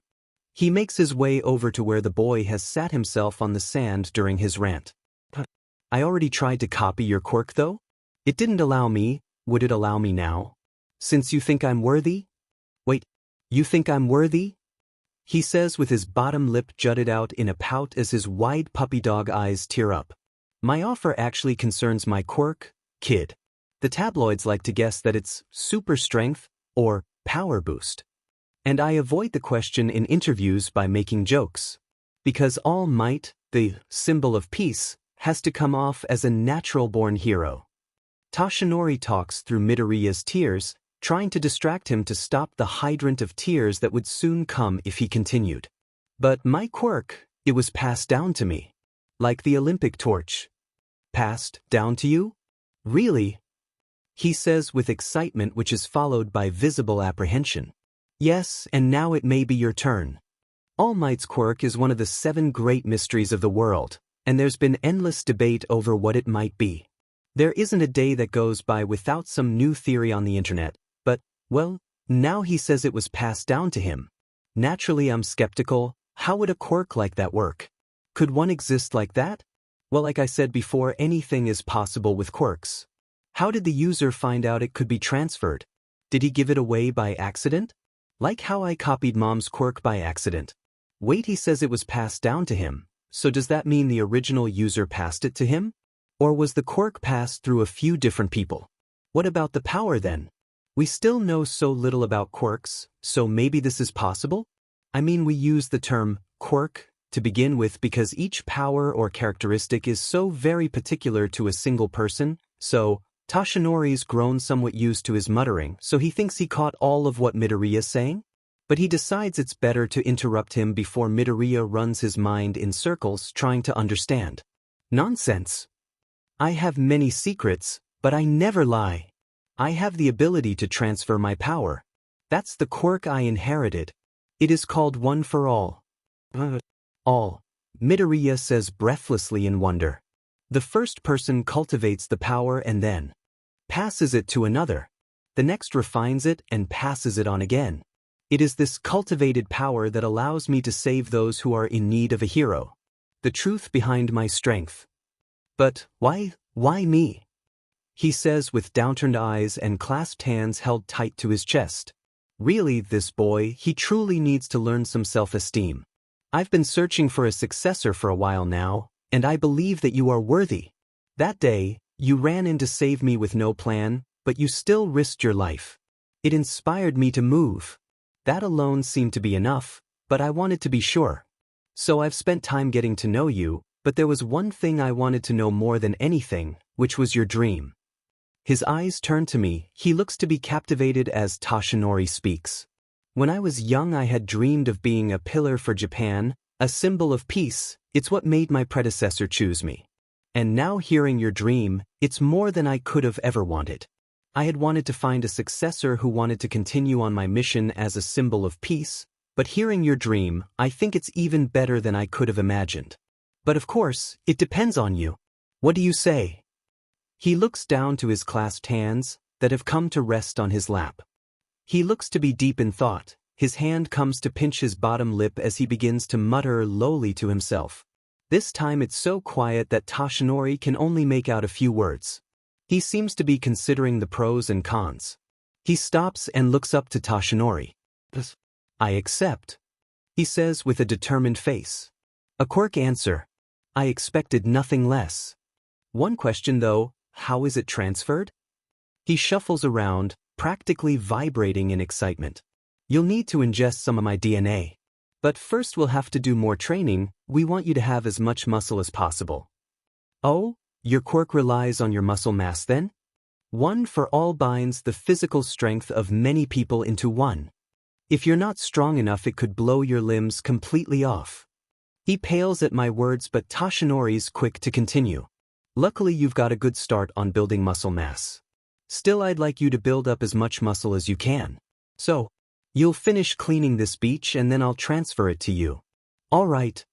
And with that he continues working at a remarkable pace. They also are able to fit in some quirk training. He uses thermokinesis to cool himself, which honestly when he told me about the quirk Tashinori didn't see much application, but Midoriya knows quirks better than him. He practices with X-ray, which does begin a ramble about Tashinori's organs. Apparently he plans to copy a healing quirk, so he's been researching the human body so he can successfully heal people in the future.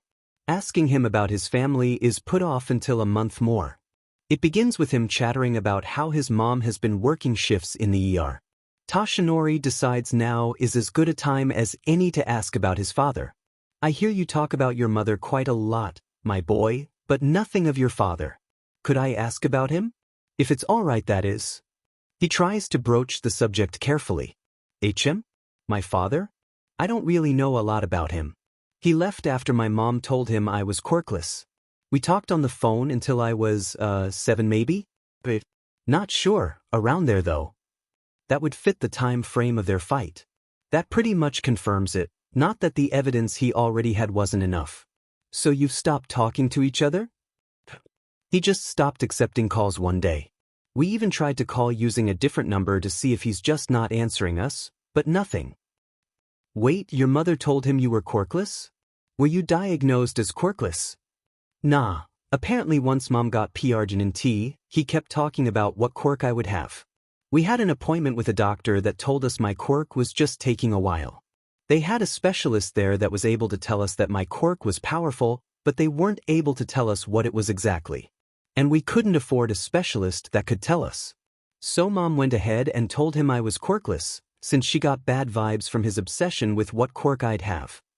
It's a good thing that his mother thought against telling him young Midoriya's quirk. Well, I'm sorry it worked out that way. It's saddening that the boy had to have that man as a father. It's fine.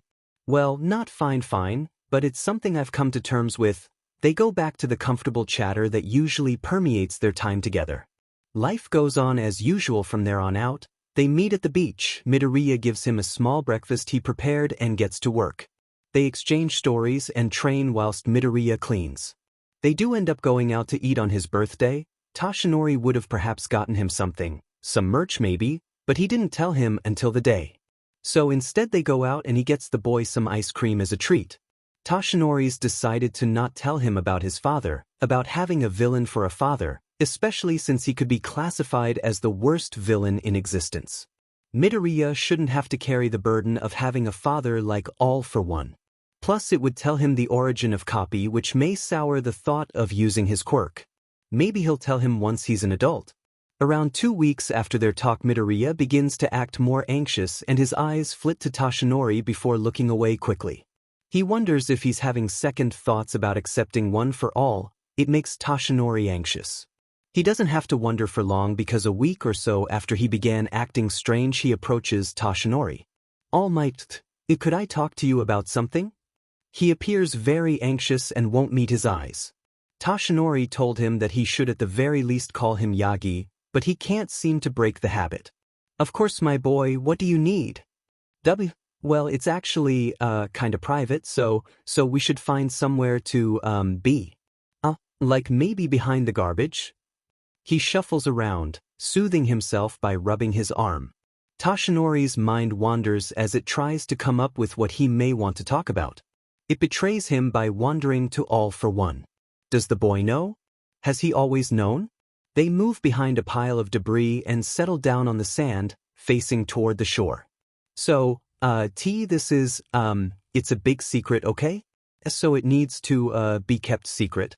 It could put me, in danger. So he does know, right? But why is he telling Toshinori now?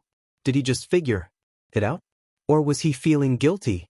It's all right, my boy, this old man knows how to keep a secret. He says jovially in hopes to ease his anxiety. He offers Toshinori a shaky smile. Well, it's just, I'm an Omega.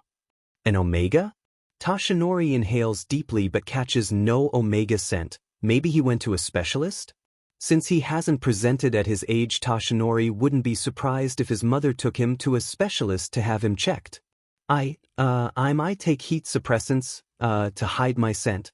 I actually presented when I was, 12, like usual. To hide? Surely he doesn't think that Omegas can't be heroes? There are plenty of Omega heroes. Sure, a lot of them are rescue heroes, but the number 7 hero is a combat-focused hero who's an Omega. And sure, male Omegas are more rare, and actually, he can't think of another male Omega hero, at least in Japan that is. Maybe that's why he hid it? Because there were no known male Omega heroes? Surely there's at least one male Omega hero, if not a hero, a sidekick maybe?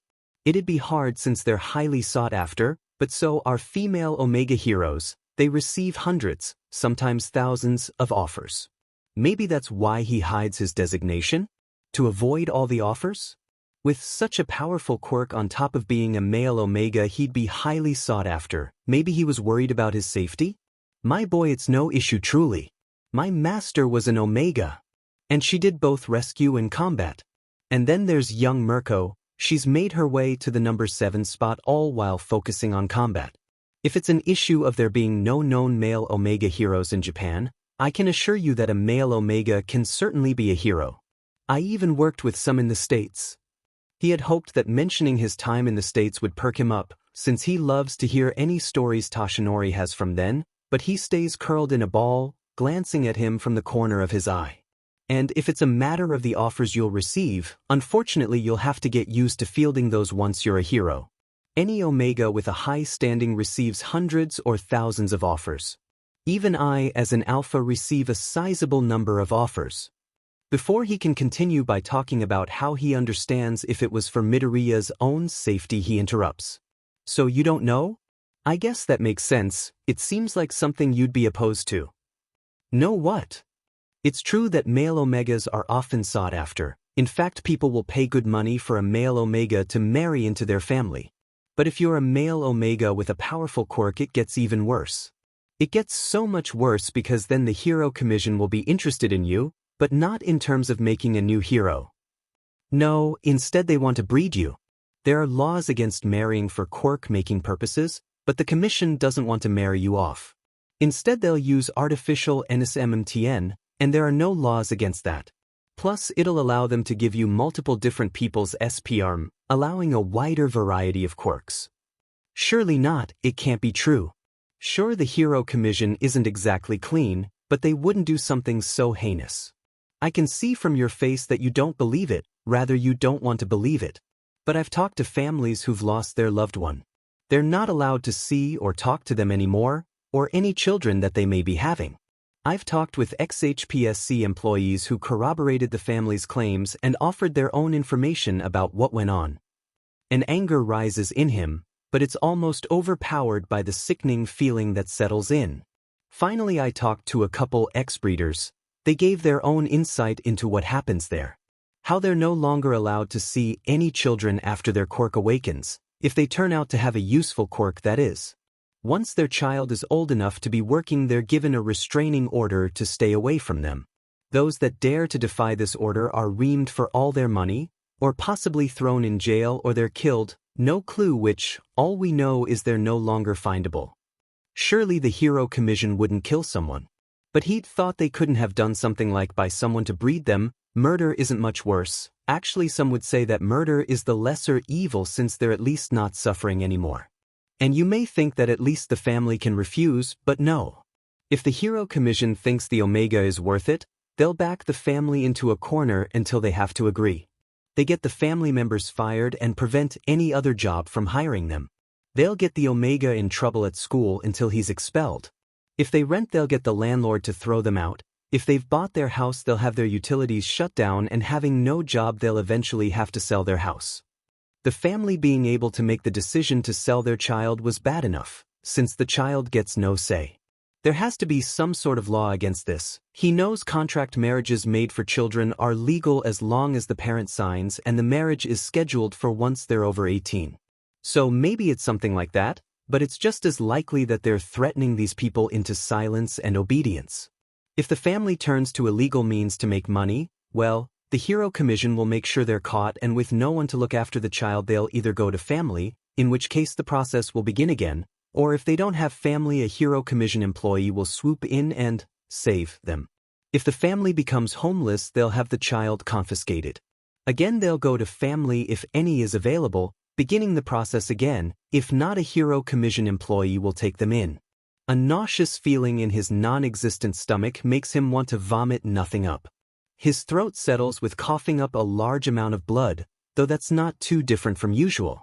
My mom heard about what happens from a patient who had her son taken, so once I turned out to be an Omega, she panicked. I honestly thought she must be overreacting, but then I met people who were affected by the Hero Commission. My opinion changed. My aunt and uncle and her decided to put me on heat suppressants to hopefully mask my scent, and it worked. But it's not going to work forever. I can only be a late bloomer for so long. Maybe I could get away with it until I graduate and have my license to protect myself, but I'm worried. His shoulders raise and he begins to rub his arms. Nothing has changed. Something should have changed, right? My behavior? How I react to alphas. My friend and his mom are both alphas. In fact, he's a prime alpha, so his stronger scent should definitely change my behavior, right? But nothing. No urge to submit. No urge to have kids or be nurturing. No sharp teeth or bright eyes when I get angry. No pheromones and no heat. It's concerning to say the least. Tashinori's not a medical expert, but even he can see that being on suppressants for so long has done some damage. And it could be even worse the longer he's on them. Don't worry, my boy, I'm sure we can find a solution to this. He rubs Midoriya's back, and the boy finally cries and presses himself into Tashinori's side. He buries his face into Tashinori's side, getting tears on his shirt. But Tashinori can only sigh fondly. It was worrying when he didn't cry whilst explaining. He wraps one arm around Midoriya and grabs his phone with his other. He begins his search for the number he needs. The obvious answer is to have him go off the suppressants, but that endangers him and his mother. And whilst Tashinori has some influence, he doesn't know if his position is enough to go against the Hero Commission. They're technically his boss. He finally finds the number he's looking for. His thumb hovers over the call button. There's only one place that could ever oppose the Hero Commission, UA. How did he end up here? Here, being on the way to UA, when All Might said they'd find a solution, he didn't think the solution would be the school of his dreams. Izuku had always imagined his first time going to UA would be for the entrance exam. But now they're heading there for a meeting. After All Might's call to set up a meeting, he said they'd head to UA right away since it's summer vacation. And now they're walking up to the gate. He's glad he doesn't have school, because he definitely couldn't explain this to Kacchan. As it is, he's already having to make excuses for why they can't spar every day. As they walk through the gate, Izuku's shaking, whether from anxiety or excitement he doesn't know, probably both. All Might sighs, though the smile on his face is fond. He rests his hand on Izuku's shoulder and pats it as they continue their way toward the building. You don't need to be nervous, my boy. Since it's summer break, there's not a lot of teachers here, especially since they have summer camp. Yeah, but we're still gonna meet Nedzu. He pioneered modern animal rights, especially for quirked animals. He pretty much single-handedly put an end to animal experimentation in Japan. And that's not even mentioning all the hero work he's done. Izuku will always love combat heroes, but intelligence heroes hold a special place in his heart. I wonder what would happen if he copied an intelligence quirk? The obvious answer is that he'd get their quirk, but they've had their quirk their whole life or almost their whole life. Would his brain be able to handle the boost? Like the case of Tanda. It was a battle of the minds. He literally had to put himself into Tanda's mindset to be able to identify the machine's fatal flaw, something not even the top-most support heroes were able to accomplish. His quirk High Specs was the perfect counter to Library. And did you know he finds himself chattering about Nedzu and his cases over the years. Izuku faintly registers the halls they pass through. I'm sorry to interrupt, my boy, but we're almost at his door. All Might's voice cuts through his tirade about how Nedzu figured how the villain Cecilia was getting away unseen when robbing people, not by a theft quirk, but rather a memory-altering quirk. He wanted to see UA. Instead, Izuku had gotten lost in his head. As they approach, Izuku's previous anxiety is back, but he doesn't get to dwell on it for long. The door opens without them needing to knock. Am I a mouse, a dog, or a bear? All you need to know is that I'm the principal. He follows after All Might and stands awkwardly. Is he a mouse? He has hair on his tail, so maybe not. Plus it's too small, but maybe his quirk made him bigger, or maybe the experiments. The hairy tail would rule out rats and the North American opossum. Plus the leucistic variant has black ears, and he's definitely not albino. Despite his pink ears and paws, his black nose and eyes say he's not albino. Maybe a different kind of opossum? There may be another kind that has a furred tail. He couldn't be some kind of weasel. Even a stoat is too lean. and a leucistic stoat still has a black tip tail. Even the smallest bear is the size of a human, so not that, or again his quirk or the experiments changed his size. A dog may fit somewhat, but his muzzle and paws don't fit a canine. So a chimera of sorts? But how? Was he born one? Or was it the experiments? So what was he originally? If he's made up of multiple species, does that make him multiple individuals? Or was his DNA just grafted? But that would only work if the grafting was done when he was undeveloped, or maybe neonatal, which would imply he was born into human care. So what about his quirk? Was it an accident? Interesting theories. Nedzu says as he hops down from his chair and heads to one of the couches with a humanish smile. I was muttering again. Just kill me now. He thinks, burying his burning face into his hands. All Might simply laughs at his plight. He feels All Might's spindly hands rest on his shoulders as he starts to push Izuku in a direction. He pushes Izuku gently till he's sitting on one of the couches. So, gentlemen, what brings you here today? You were rather vague in your call. I don't suppose you're here to talk about your teaching position. That causes him to unbury his face and turn to All Might in shock. Teaching? All Might? He's great in everything, but he's not exactly great at actually explaining, teaching, what he wants Izuku to do. Oh. I had actually hoped to keep that as a surprise. He says sheepishly, rubbing the back of his head with a bashful smile. Are you going to take classes then? The look on his face says no. Please tell me you're at least going to pick up a book on teaching, right? Again his averted eyes says no. No, so then you're planning to study under another teacher then? Izuku asks desperately. Well, I suppose I can ask for some help from the other teachers. He offers with an embarrassed smile. All Might Yagi-san, I mean this in the nicest way possible, but you suck at teaching. You can teach someone how to put on muscle. Pretty well. But for everything else, like helping with my quirks, it's impossible to gather what you want me to do. I mean, you just kinda speak gibberish and gesture to try and get your point across. Izuku says softly he doesn't want to hurt his feelings, but Izuku doesn't think he gets how bad he is at teaching. And how hard teaching actually is. You have a wealth of knowledge that would be invaluable to learn from. You just don't know how to get it across. That's not to say you can't be a teacher, you just need to learn how to teach first. But to do that you'd have to take classes, read a book, or learn from another teacher. Or you could learn on the job, but then you'd be using a kid's actual education as a guinea pig. No offense, sir. I didn't mean it like that. He looks from All Might to the principal as he tries to apologize for his crass analogy. I know you meant no offense, so none taken, though you do make some good points. I had hoped that he would have some level of competence when it comes to teaching, which from what he said it seemed to be the case. But from your words it seems it isn't. The vaguely human smile stays on his face the entire time. Izuku wonders if he smiles for a similar reason as All Might. It seems more like he's trying to appear more human, but the continuous nature of it makes it unsettling. But maybe that's on purpose? I know you wanted a full teaching position, but you would benefit from learning from a fellow teacher. So an assistant teacher position would be best, and I would encourage you to take classes, though I know you haven't the time. So I would settle for you reading a book on teaching as he suggests. He poses it like an offer, but it has a finality to it.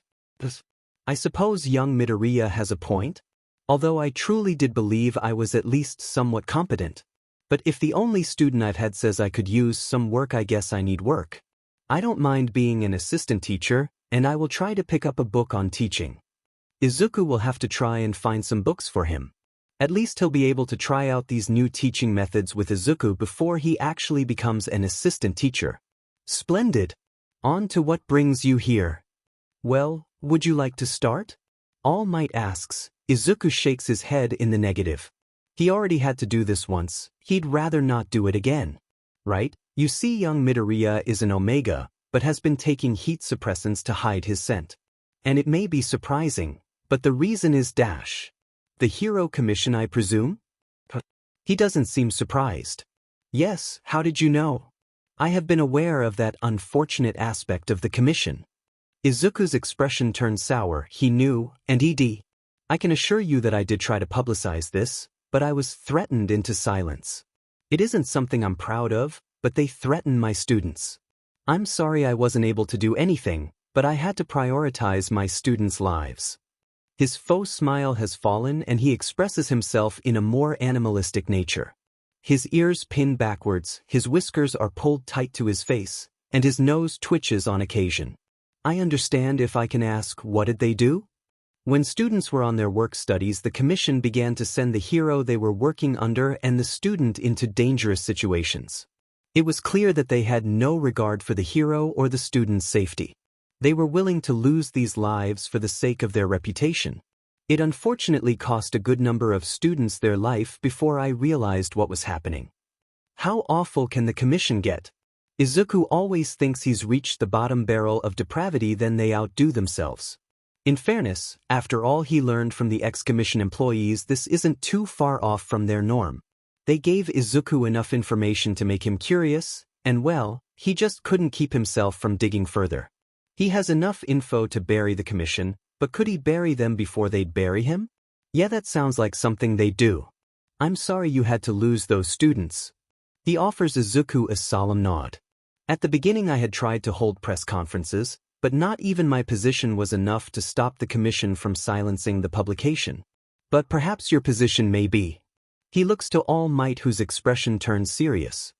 He nods in agreement and goes to speak, but no. Their heads turn to Izuku in shock. What I mean is, yes, you could speak about it and it may be publicized. But the commission can just rebuke it, and truthfully once it's under public scrutiny it may not hold. People won't want to accept that such an influential organization is so corrupt. And your word may have weight, but you're just one man. Some people may speak out about their experiences, but they'll quickly be silenced. We need to be strategic. One person's word isn't enough, even if that person is the #1 hero. They need to be indisputable. The more they can stack on them, the easier it'll be for the public to accept all the other shit they've done. If you speak out about it, we need to follow it up. Once it's out in the air, the media will be less likely to take hush money, so we can have others who have influence speak out. Namely you, sir. I know you don't want to risk your students, but if your statement follows up All Might's, then there's no way they can silence it all. And once you too, people of influence, speak out, other people of influence will be more likely to speak about it. It needs to be a complete victory. Once the first domino falls, it'll be easier to swoop in to deliver the finishing blow. That organization needs to be completely dismantled so a new one can be built. Finally, we need a real-life example. But no one is influential enough to not be silenced. But maybe with all the media coverage, the media will want every morsel they can get.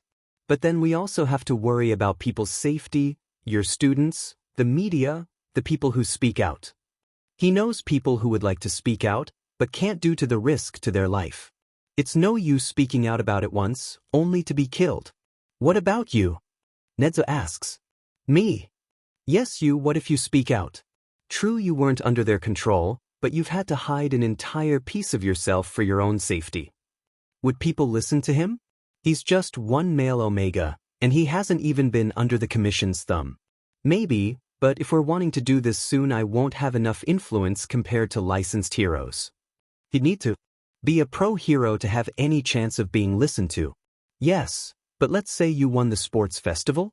If a commentator perhaps slips in that you're an Omega, a male Omega, and then you won the festival, you'd receive quite a lot of media attention. Won the sports festival? He'd have to go against Kacchan, not to mention all the other students, who could be amazing. Could he win against Kacchan if they're using their quirks? Of course it would help if your quirk was eye-catching enough. One for all by itself will certainly catch attention, but in addition to your own quirk, which I assume is powerful given you're hiding from the commission, actually, what is your quirk? I can copy and then use any quirk within a certain radius of myself. I retain these copies for, so far, forever. He breaks out into cackles, as his face twists into an inhuman mockery of a smile. The commission would kill to have a quirk like yours. Exactly, it's why my mom wanted me to hide in the first place. Well, I do believe your idea has merit. It's true that even as influential as All Might is, he's one man. Having multiple high-standing people follow up his statement will make sure it can't be buried. I'm willing to speak about it, and I've several people whom owe me a favor," he says with a toothy grin. Izuku's mind supplies the information that in other species baring your teeth is seen as a threat, at least that's what he read. And then we'll have you speak out about your own experiences. Of course, by the time you give your perspective you'll have needed to win the sports festival, so you have enough influence to be heard. Do you believe you could win? He doesn't want to count himself out, but against so many other people who've all gotten into the hero course, he doesn't know if he'd be powerful enough. That's not even including the students from the other courses. They're probably going to be amazing as well. It's UA after all. Well, Ichim, with the quirks I have now, maybe? Well, between now then we'll get you some new quirks, he says joyously, his smile false but the wag of his tail true. I don't copy quirks without permission. Izuku says firmly, he doesn't steal quirks. Well, we'll work on that, but I can assure you I already have a good number of quirks that'll be given willingly. His words don't ease Izuku's tense posture, but it's not like he can force him to copy quirks. Izuku just needs to abide by his morals and keep his wits about him. Anyways, once you speak we can have other affected people speak out.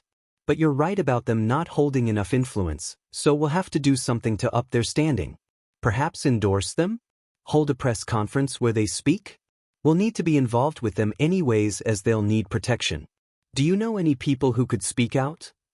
Yes, I know some families who lost their loved one, but I'm not sure if they'd be willing to speak because their loved one is still under the Commission's thumb. So they probably won't want to risk their safety. But I do know some male Omegas who were involved but were let go for some reason or another. Though he doesn't know if they'd be willing, some of their children are still under the Commission. Brilliant! We'll be able to offer them protection and can give them a platform to tell their story. My part depends on me being able to speak about being an Omega, but how will I do that without being accosted by the Hero Commission? Even though I'll be in the Hero course, my position won't be great enough to resist the Commission. It won't be until I have my Hero license, or maybe my provisional license, that I have enough influence. But even then, they're the one in charge of giving me a license. Who's to say they won't just revoke my license before I gain a public presence? If he doesn't gain notoriety, they could just swoop in to take him. They could even do it before he's graduated. That is, if he makes it known that he's an Omega. His best bet would be to keep his head down and stay on suppressants until he graduates and he's in the rankings. The oldest known presentation is 17, 18 isn't far off. He'd set a new world record, but it'd be enough. Of course, this is all betting on them not taking an interest in Izuku even without knowing his secondary gender. With his quirk, he wouldn't be surprised if they sought him out just for it. And then they could back my mom and I into a corner. With how powerful my quirk is, they may do anything to get it. They may kill my mom. That's the worst-case scenario. No matter what happens to Izuku, he needs his mom to be safe. Don't worry, young man, once you're a UA student you'll have the full force of our legal team behind you. We'll be able to protect you and your family. Netsu placates him. Izuku wants to relax at his words, but his mind can only think, what about after? Great. Once you're a student you can go off the suppressants. All Might finally chimes in. Yes, but there is the matter of what happens to you after you go off them for so long. Netsu ponders. Oh, that was a worry of his. He's never had a heat. Nor any behavioral changes. All Might states, saving Izuku from having to explain. That's certainly concerning. In fact, a moment please. He gets up from the couch and makes his way over to the wall by the door where he presses a button before speaking. Could Recovery Girl please come to my office? And bring your equipment. Recovery Girl? That's a good idea. All Might says jovially and looks at Izuku as he shakes with excitement. Do you have any info on her? He asks with a trace of amusement. He knows Izuku definitely does. Do I? How about her help with Castilla? Without her the heroes on scene would have been in an awful shape. And what about Dash? Time passes quickly as he rambles about Recovery Girl. Soon enough she's here. Well, I had wondered why you'd need my equipment and me, but seeing we've got guests I imagine that's why I'm here. I assume I'm here to check on our great symbol of peace, since the man's apparently too busy to get a checkup. A robot follows behind her carrying a big bag. Though I don't know you, young man. She looks to Izuku. Midoriya-san here is your patient. He's an Omega, but has been on heat suppressants since he presented. Due to that he's never had a heat or any behavior changes. Netsu explains. Her expression becomes troubled. Well, let's see you, young man. She comes over and directs the robot where to set her bag. Recovery girl is gonna examine. Me. The words run through his head as his expression becomes excited. That type, achim. She says amusedly. When's the last time you've had a checkup, Sonny? She asks. I haven't really felt comfortable going after I presented, so 11 maybe? But my mom's a nurse, so she does my checkup. Izuku says as he fidgets in his seat. Alright, we'll do the basics. She grabs a blood pressure cuff and a pulse checker. First your blood pressure and pulse. She slips the cuff on and fastens it. She positions the circular part of her stethoscope on his inner elbow. She puts the pulse checker on his finger and then begins squeezing the cuff. Blood pressure is a little low for your age, but nothing disastrous. She then checks his eyes, mouth, and ears, hopping up on the couch to reach. She checks his lungs and then hops down. Nothing out of the ordinary with your eyes, ears, mouth, and lungs. Since you haven't been to a proper clinic, you may need your tetanus and your meningococcal vaccine. What about your flu shot? And what about blood tests? Or a urine test? I get a flu shot every year, and I haven't had any blood work or a urine test. The school gives out flu shots every winter. Since you haven't had any blood tests done recently, I'm going to draw some blood for a CBC, thyroid and liver test, and then blood for a TSTRN and androgen test. You haven't fasted, so other tests will have to wait. I can do them since you're against going to another doctor. You'll just need to fast for 8 hours and have All Might bring you in. I will need a urine sample, but that can wait for now. I need a chair, please. All Might gets up and grabs the rolling chair from behind the desk and brings it over. I'll be taking 2 vials. She hops up on the chair and stands on it. Soon enough his inner elbow is wrapped in a bandage and she's putting the vials in baggies and putting them in her bag. I'd like to do a testicular and rectal examination if you'd be willing. I would at the very least suggest you do a rectal exam so I can check the state of your pseudoureters. These tests would of course be performed in my office and with privacy. That I guess it's okay. He offers with an awkward smile and fiddles with his hands as his face warms somewhat. She gives him a warm smile. Very good, young man. Now on to the questions. How soon did you go on heat suppressants after you presented? 4 or 5 days? They had been at the Bakugus to celebrate New Year's when Izuku presented. And before they came up with the idea of putting him on heat suppressants, his mom hadn't wanted him to go out on the street because she feared someone would smell him, so he stayed at the Bakugus for those 4 or 5 days. And after you first presented, did you experience any discomfort or pain in your lower abdomen? His days were spent playing with Kacchan, who was surprisingly compliant. At the time Izuku thought he just felt bad for him, but after Izuku was put on the suppressants he was still nice to me. Well, as nice as a 12-year-old Kacchan could be. No, not that I recall. He was actually feeling pretty good since he was excited about having what was essentially a giant sleepover. Male Omegas are born with a half-developed pseudoureters, and a little while after you presented your pseudoureters should have started to finish developing. You should have had discomfort up until your first heat, but since you've never had a heat, I suspect you never really began to finish the development of your ureters. Your CRVX probably never finished developing either, meaning you never developed an opening into your ureters in your rectum. He nods along even though he already knows this information. His mom and him did a lot of research after he presented. He was actually worried he would have a PRD after he learned he was going to develop a ureters, but no. What happens is your pseudoureters develops alongside a CRVX, but the hole to the CRVX stays closed and only opens when a male omega is in heat. Once it's opened and sperm gets into the opening, your ovary, singular, will send an egg to be fertilized. Instead of sending an egg and preparing the body for a baby before sperm even enters the uterus. Honestly, he feels bad for female omegas since they have to deal with a PRD and a heat. For them, once they're in heat, it'll function like a male's, sending an egg after sperm enters the uterus. And I suppose you've never slicked? No, he feels himself flush. Talking about this in a room full of heroes is embarrassing, especially since All Might's here as well. Would you prefer to do this in private? She asks. Kinda weird that she's asking now instead of right at the beginning. He supposes she may have thought he'd stop her if he wanted it to be private. Oh no, it's fine. Just a bit embarrassing. Izuku says sheepishly. There's nothing to be embarrassed about, my boy. All Might offers warmly. The heat suppressants likely stop the development of hormones preventing the production of slick. I suspect your testosterone and estrogen levels will be off as well, but the test results will tell us.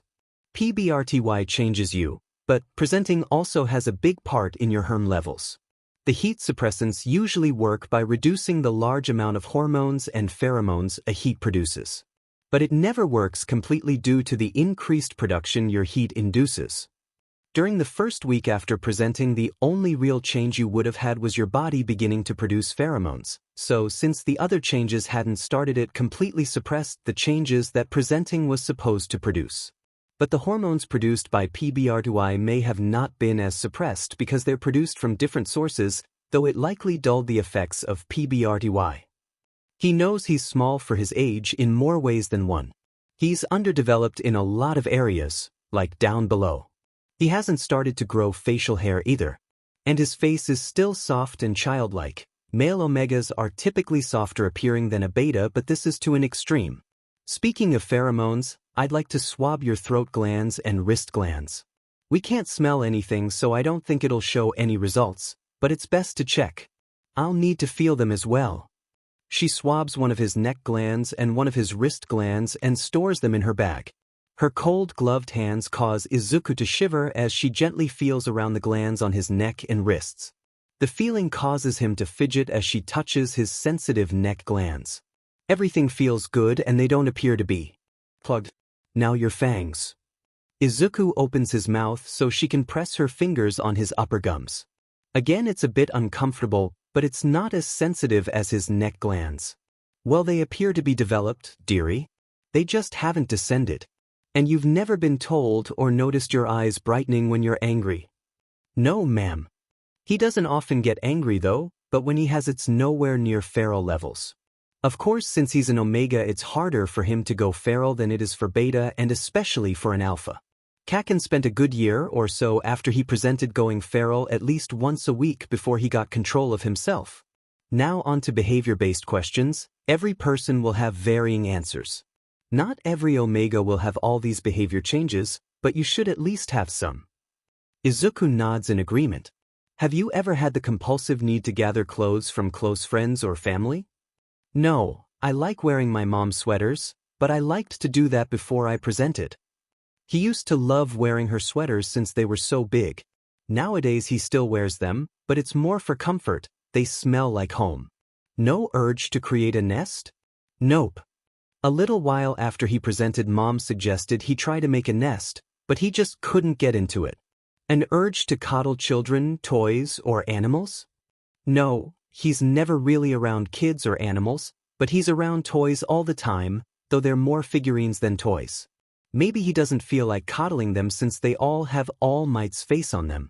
Wanting to take care of or provide for those who are close to you more than you had before you presented? No, not really. I guess I have been wanting to help around the house as I've gotten older. But that could just be because I'm maturing. She nods. Wanting more attention from usual? Especially from alphas. No, in fact he's wanted less attention from alphas. But that's cause the only alpha he's around often is Kacchan, and he can be pretty clingy, especially when they were younger.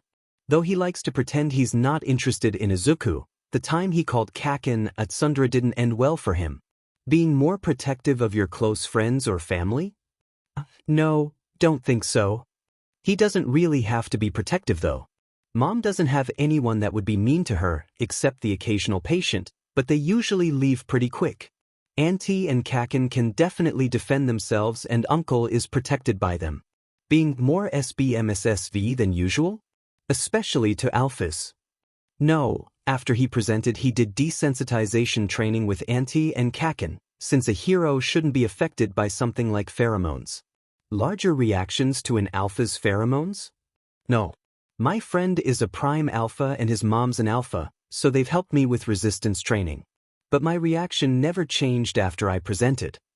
Since Kacchan is a prime alpha, his stronger scent definitely should have affected Izuku, but his reaction to Kacchan's scent didn't change, not even in that week where he wasn't on suppressants.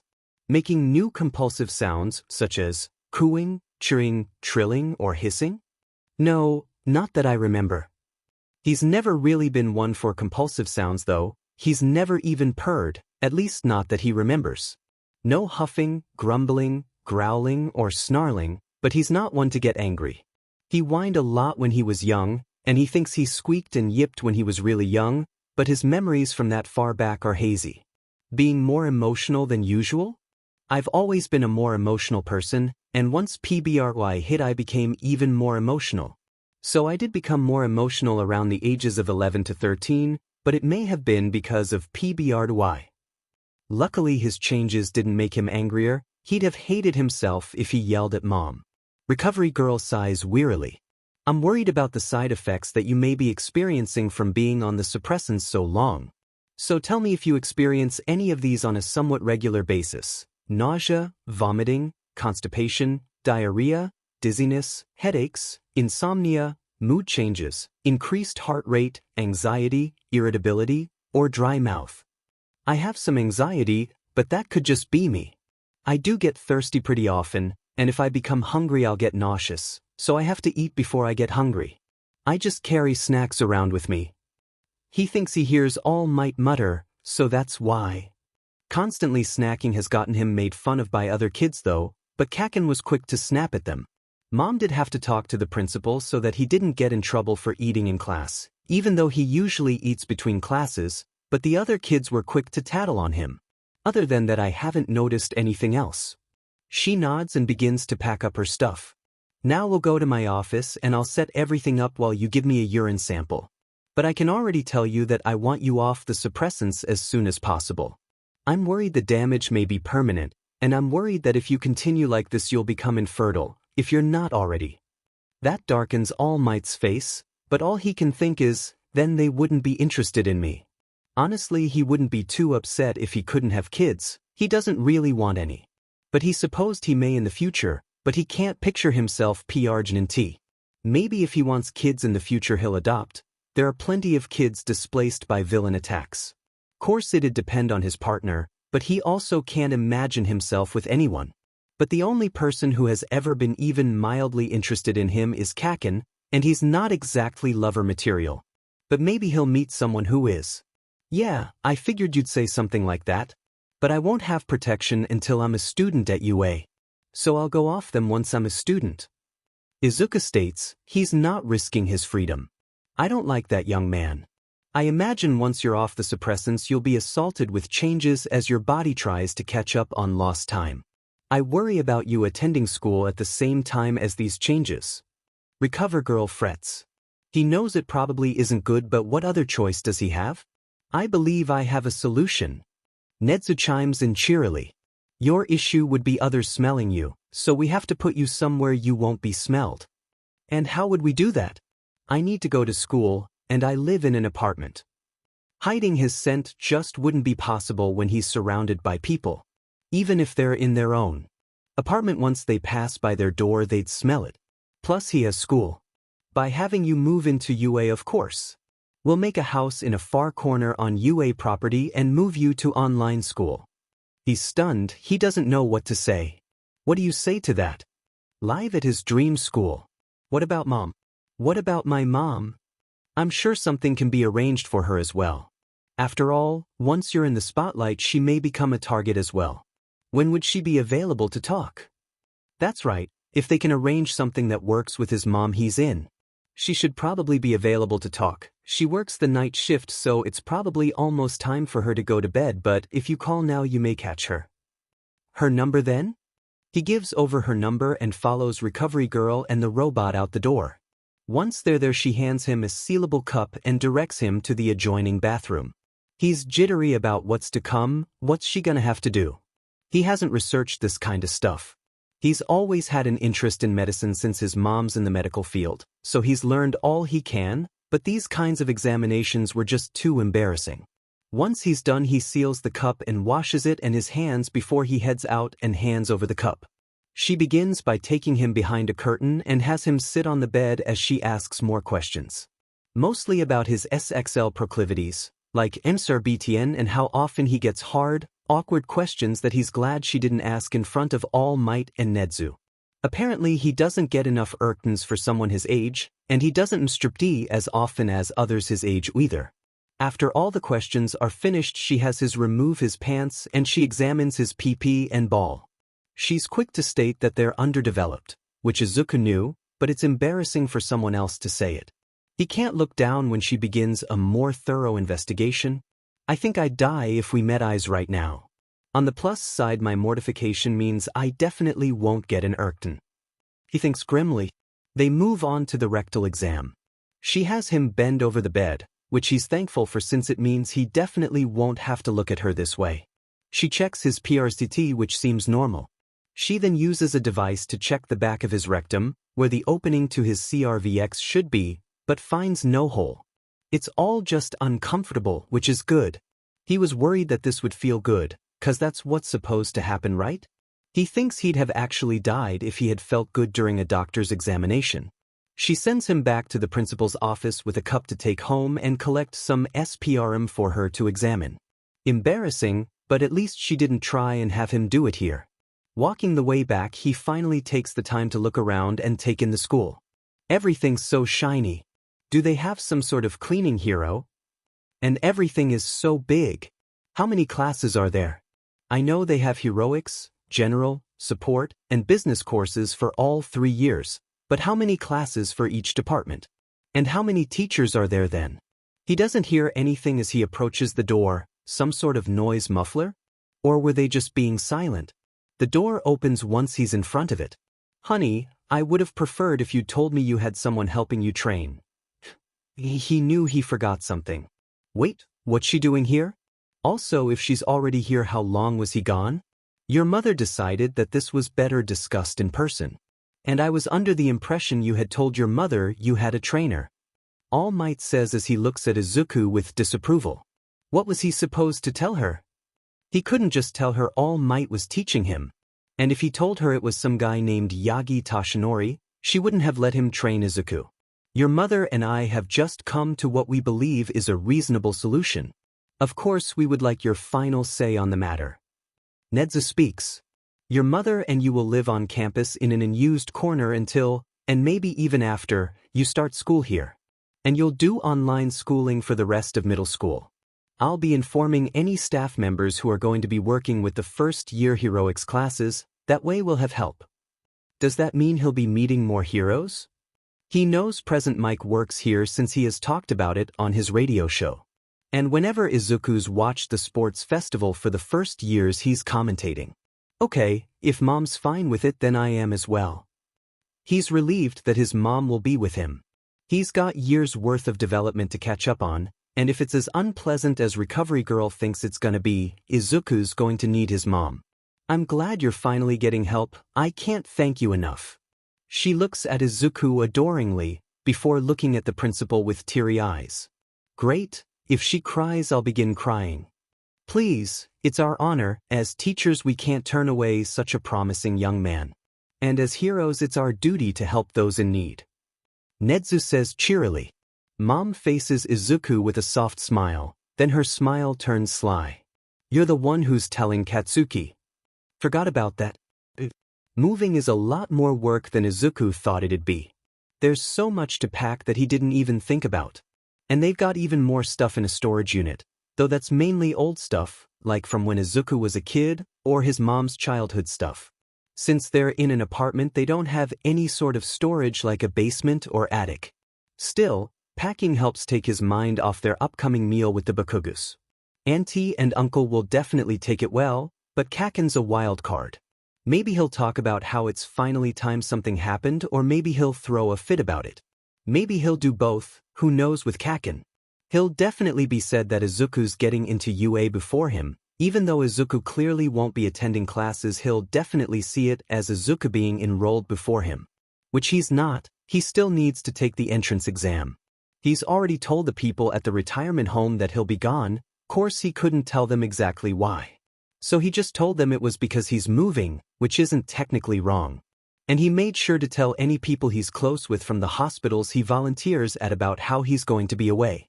Usually Izuku spends his free time during summer vacation volunteering wherever he can. He can't spend the entire day working out after all. Since school's let out, he's been able to work with All Might more, but All Might still has things he needs to do, like hero work. So whilst Izuku's spending less time volunteering than he'd like, he still gets some good hours in.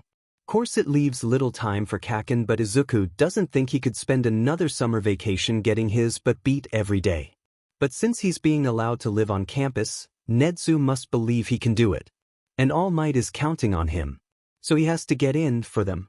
They've continued Izuku's normal training for now. Once he's off the suppressants, he won't be able to complete the beach, so he wants to get as much done as possible.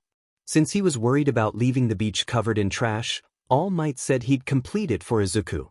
The rest of Izuku's training he can mostly do from home, besides his run, which his mom said she'll buy him a treadmill for, but he's worried about keeping it up while his body adapts to the changes.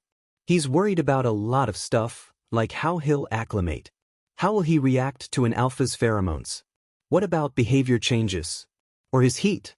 What if he has his heat while the exam is taking place? What if he doesn't have a heat and he spends years tensed up wondering when it'll happen and it never does? What if he disappoints All Might? What if he can't live up to All Might's expectations? No, he can't be thinking like that. He just needs focus on his task, bubble wrapping his figurines and putting them away. They haven't started on their more important stuff like clothes or their bedding, because the house is still being built, but they've started to pack up non-essentials. Building their house has been fun. They basically get to design their house. He's gonna have his own gym room. It'll be pretty small since it'll only have his weights, punching bag and new treadmill, but Nedzu said that once school is done for the day he can head to one of their gyms. Which isn't that amazing? A UA gym. He definitely can't tell Kacchan about that. He's worried about the teachers. They're going to be pro-heroes after all. Which is as exciting as it is anxiety-inducing. Will they be like? Will they be kind? Or will they be like Izuku's current teachers? Surely Nedzu wouldn't employ people like that. He mentioned them helping, but with what? Acclimating Izuku to his new instincts? His training? That feels a little unfair. His future classmates likely don't have a staff of heroes to help them. Sweetheart, it's time to leave. You ready? Mom asks from his doorway. Not really much I need besides my phone, and I've gotten dressed. So I'm ready. He's got on a white t-shirt with the words, dress shirt, on the front, and a pair of basketball shorts. No reason to actually dress fancy when they're just going to the Bakugus. Sure, it'll be the last time he'll be visiting for a while, but he'll be able to visit after he's enrolled. They lock up and begin their walk to the Bakuga's house. It's the middle of summer right now, so the walk isn't exactly pleasant. Even though it's the evening, it's still sweltering. He's glad he didn't dress up, 'cause he'd probably have had a heat slide by now. The normally short walk feels like an eternity, but eventually they reach their house. Hey, come on in, dinner's almost done. Auntie greets them. Hello Mitsuki, it's nice to see you. They take off their shoes and put on the slippers that Ri's sitting by the door. Since they're here often, they've each got their own pair. Mom's are a dark pink color and Izuku's are All Might themed. They have his hair tufts sticking up and his wide smile at the tip. Hi Auntie. Izuku greets softly. Mom heads in the direction of the kitchen, probably to talk to Uncle. Hey kiddo. How's your summer break treating you? I'm surprised I haven't seen you more. Auntie says jovially. Usually Kacchan insists Izuku come over more to train, but he thinks Kacchan just wants to spend time with him. It's been good, but I've been pretty busy. That's an understatement. Once summer break kicked in, he's spent most of his time at the beach cleaning. When he's not training at the beach, he's volunteering at places, so it leaves little time to train with Kacchan, but he has been managing to come over sometimes, usually on what are supposed to be his break days. But if he told Kacchan he couldn't train, Kacchan would be upset, well, more upset than he already is. Well, now that you're here, maybe Katsuki will stop pouting in his room. He probably doesn't like that Izuku won't tell him what he's been doing. Guess he'll finally know now. I'm not pouting, hag. Kacchan yells as he comes down the stairs. Don't call your mother a hag. Auntie yells in return, right? He's just gonna back out of this since they're distracted. He heads toward the kitchen, leaving their yelling behind him. Hey Izuku! Taking refuge HM? Uncle jokes. Yeah, I probably can't escape for long, but as long as they're distracted I can avoid Kacchan's anger. Izuku says sheepishly. I don't know why you don't just tell him you're training. Mom comments. Because then he'd want in.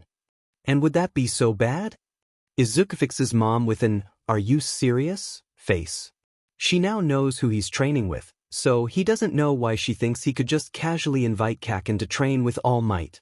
Maybe I just want something for myself. Something I could do alone, without Kacchan over my shoulder trying to make everything a competition. Not entirely inaccurate, he would like something that Kacchan hasn't inserted himself into. Well, alright. Mom sighs, Uncle just chuckles. We chat as Uncle watches the food, stirring occasionally. How's work been? I hear you're working in the year. Uncle asks. Yes, it's been pretty calm actually. Most of the time the emergencies that come in aren't urgent. Plus I'm working third shift so not a lot of people come in. When he was young Mom didn't work third shift since she wanted to be on the same schedule as Izuku. But once he got older she took third shifts since they make more money. But she tries to stay awake for breakfast and dinner. Occasionally we have actual emergencies come in, like last night we had a stab victim come in. But we were alerted by the ambulance that they'd be arriving soon so we were able to prepare. He'd heard all about this morning before she went to bed. Some might say it's a morbid thing to talk about at breakfast, but he likes hearing about her day. Sounds scary. Uncle remarks. More stressful than scary. Sometimes yeah, it's different from intensive care since the risk of them dying is higher compared to those who've received treatment. She used to be a medical surgical nurse. When she worked as one he'd often end up spending his day at the hospital with her. What about you kiddo? What have you been up to? He asks me. Nothing much, just training. I can tell, you've put on some muscle. Deku! Get your butt over here. Kacchan comes storming into the kitchen. Izuku prepares himself to be grabbed and throttled. Surprisingly, he's only grabbed, not throttled. But once he's grabbed, he's dragged away and out of the kitchen. Hi Kacchan. You were a bit busy with Auntie, so I figured I'd go and talk to Uncle. His voice shakes at Kacchan's anger. It's been a long time since Kacchan has hurt Izuku outside of sparring, but memories of all the times he's hurt Izuku unprovoked keeps him tense. He's changed since then, but he's still so angry, so quick to fly off the handle. Forget that. We're sparring. He says angrily as he drags Izuku to the backyard. Great. That's code for Izuku's about to get his butt beat. An angry Kacchan is a Kacchan who wins. Sure enough, their first bout ends in Izuku face down in the grass. And it's a continuing occurrence. Sure, he wins occasionally, but mostly he's getting beat. How is he supposed to win the sports festival? Sure, they'll be able to use their quirks, but he doesn't have that many quirks that he can attack with. Explosion and Cherry Bomb are his main attacking quirks, and Kacchan's made for explosions. Disc and flowers can be projectiles but could easily be batted away. Shadow Claws requires getting in close, which with his quirk is inadvisable. Marshmallow could easily be exploded away. The only one he can think of that might actually work is Hydro Burst, which would water down Kacchan's sweat, making it harder to let off explosions, which would leave him with quirkless combat while Izuku would still have use of his quirks. But that all just feels mean. Using the water on him in the first place is mean enough, but to then leave him at a disadvantage whilst Izuku's at his best, it's just cruel. Nakatani Rhea Quirk, Hydro Burst, he can produce a geyser of water from his palm which allows him to send others flying back if he puts enough force behind it. Tsukamoto Riko Quirk, Marshmallow, she can produce liquid marshmallow from her palm which allows her to trap others in it, or it can be used as a landing pad. But Nedzu said he had quirks that Izuku could copy, so maybe he'll get something else that'll help. He wonders who they are? Like who he's copying from, students? But they want to keep Izuku far away from the students. But maybe Nedzu has some he trusts? Or maybe they'll hide Izuku somewhere and bring the person close enough that he can copy their quirk but not close enough that they'll smell him. Oh, and he'll have one for all, so that'll help, but it requires getting in close, at least from what Izuku's seen. You're not even paying attention. Izuku slammed down on the ground with Kacchan's forearm over his throat. His other hand holds one of Izuku's arms down and his foot holds down his other. Kacchan said, "Sorry, Kacchan. I've got a lot on my mind." "Yeah, that new alpha of yours." He growls out. "Don't think I don't smell him on you. It's faint but it's there." His eyes brighten and his fangs descend. Oh shit, Izuku doesn't need a feral Kacchan on his hands. How can he even smell All Might?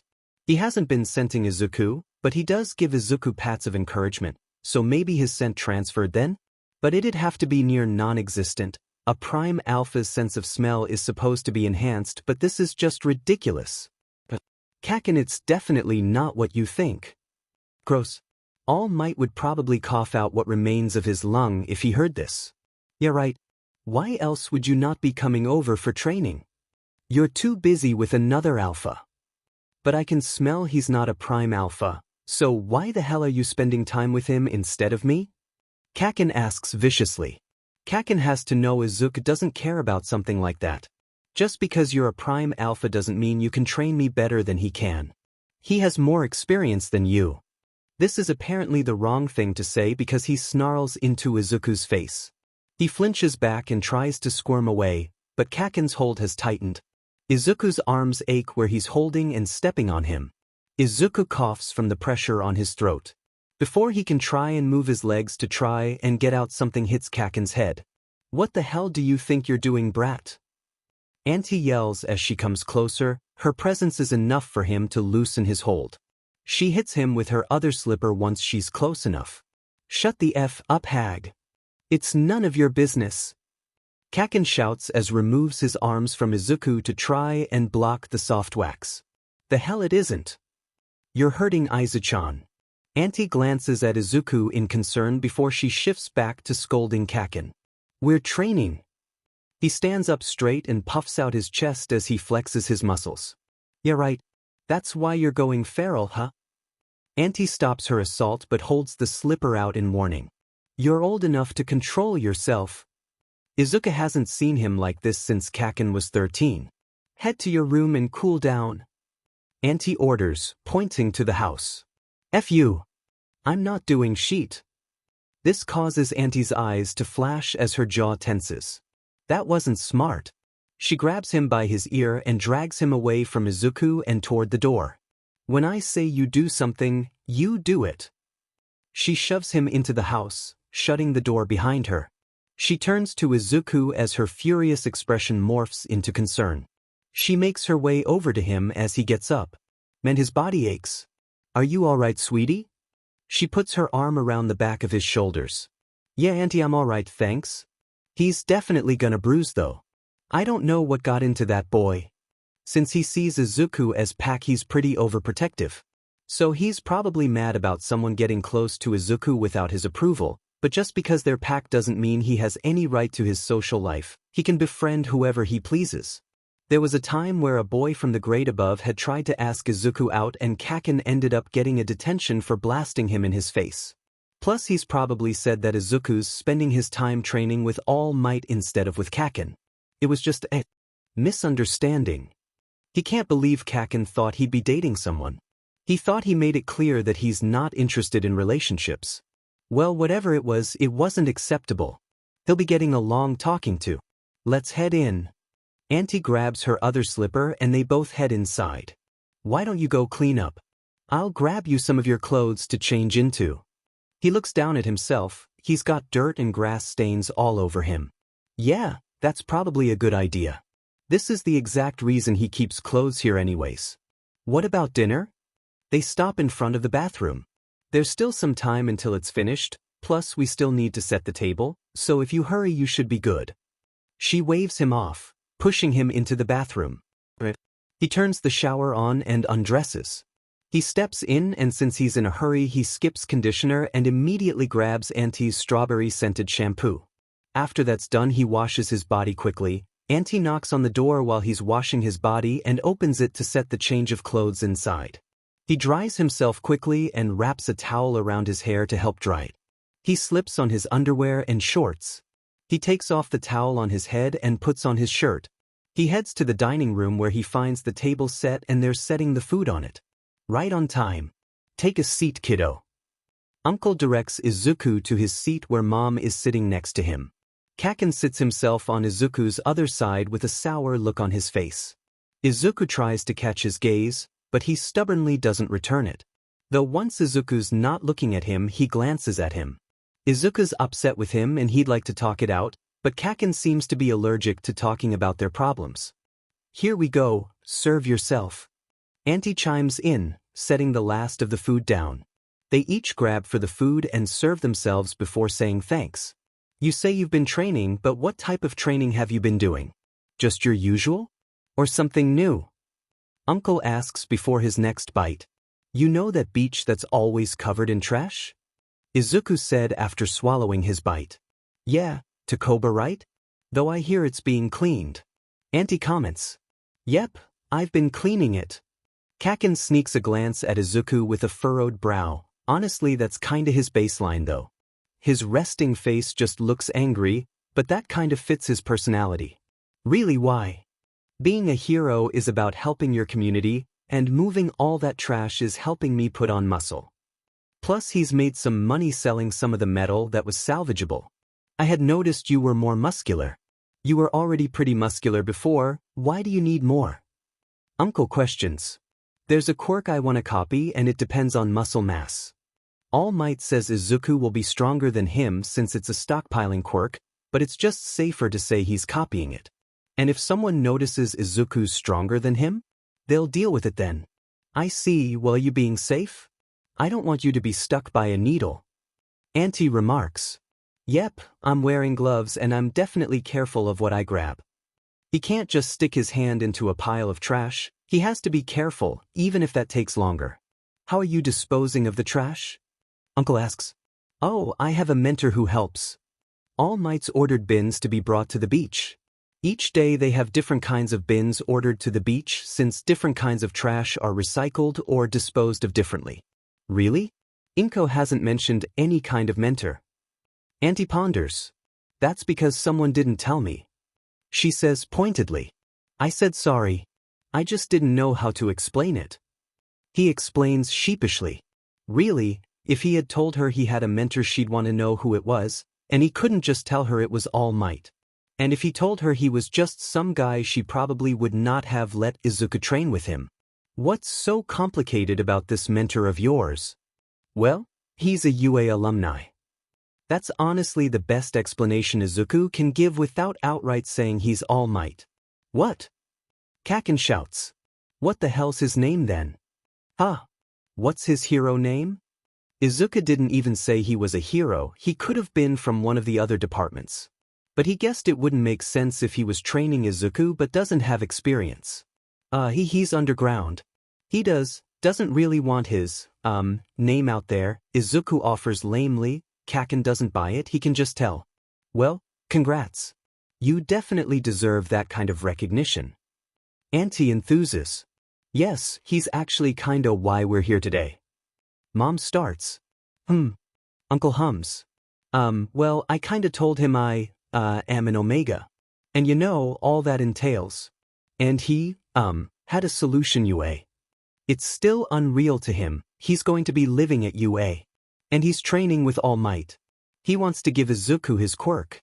His transferable quirk. Man, the fact he can't write about this tears at him. He set up a meeting with the principal and the principal told me they could protect me once I'm a student. So I'd be able to go off suppressants once I was a student. Honestly, he would have been happy with just that, though he would have to worry about after UA, but hopefully he can make his presence known enough that he can't be taken. Hopefully with the sports festival, his internship, and work studies he can build up a fan base. But Recovery Girl examined me and said she wanted to get me off the suppressants as soon as possible. She was worried about how I'd change once I'm off the suppressants, and she didn't want me to have to go through those changes while also having to do school and training. He sees where Recovery Girl is coming from, he doesn't want to act embarrassing in front of his new classmates. Plus, an Omega hero needs to be able to resist an alpha's pheromones, so they aren't stopped by an alpha villain, and he doesn't know if he can or not. He's trained to resist alphas, but he's never trained as an Omega. Right now on suppressants he can resist pretty easily, but he doesn't know if that'll transfer over to Omega Izuku. But the issue is people would smell me and I'd still have middle school. Online schooling would fix the danger of people smelling me when I went out, but people at our complex would probably still smell me. They'd have to move out to the country if he wanted any chance at not being found. Maybe they could make it work in a house in the city if they blocked up the doors and windows so his scent doesn't escape, but the risk is too great. Either way they can't afford a house, and they have to worry about mom's commute. So Nedzu, the principal, offered to build a place in an unused corner of campus that we could live in whilst I do online schooling. Izuku wonders what it was that convinced him to let a kid who isn't even a student yet live on campus. Was it the fact he's All Might's successor? Was it his quirk? The fact that he's a male Omega? A combination? But the problem is I wouldn't be able to see you guys, which is why we're here. To tell you and to see you for the last time for a while. Though the house is still being built so we may still be able to meet again, but we have to work at packing so probably not. He dares to glance at Kacchan, who's intensely staring at the table with a complicated expression on his face. Well, we'll see you once school starts, right? And he asks.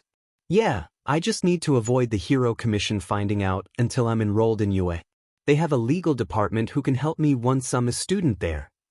It'll SCK not seeing you, but if it gets you off those DMN suppressants and gets your secondary gender sorted then it'll be worth it.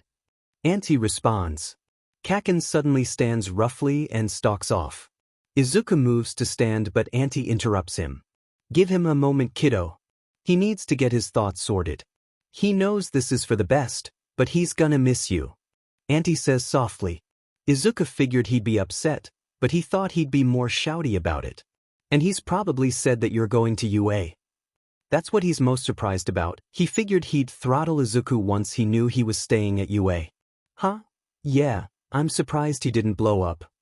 Figuratively and literally. Honestly, he's happy they already sparred. If they'd sparred after Kacchan knew, he probably would have beat Izuku even harder, if that's even possible. He's working to be better. Uncle states. It's something Izuku's always admired about him. No matter what, even at his lowest, he's always striving to be better. They work at finishing their meal, chatting idly. They ignore the sounds of explosions coming from the backyard. It's not like the neighbors will care, they're much too used to it. He helps gather the dishes to take to the sink, but he's shooed away when he tries to help. He decides it's now or never. He heads to the back door with a pounding heart and sweaty palms. He's already beat Izuku once today, who's to say he won't do it again? Hey Kacchan.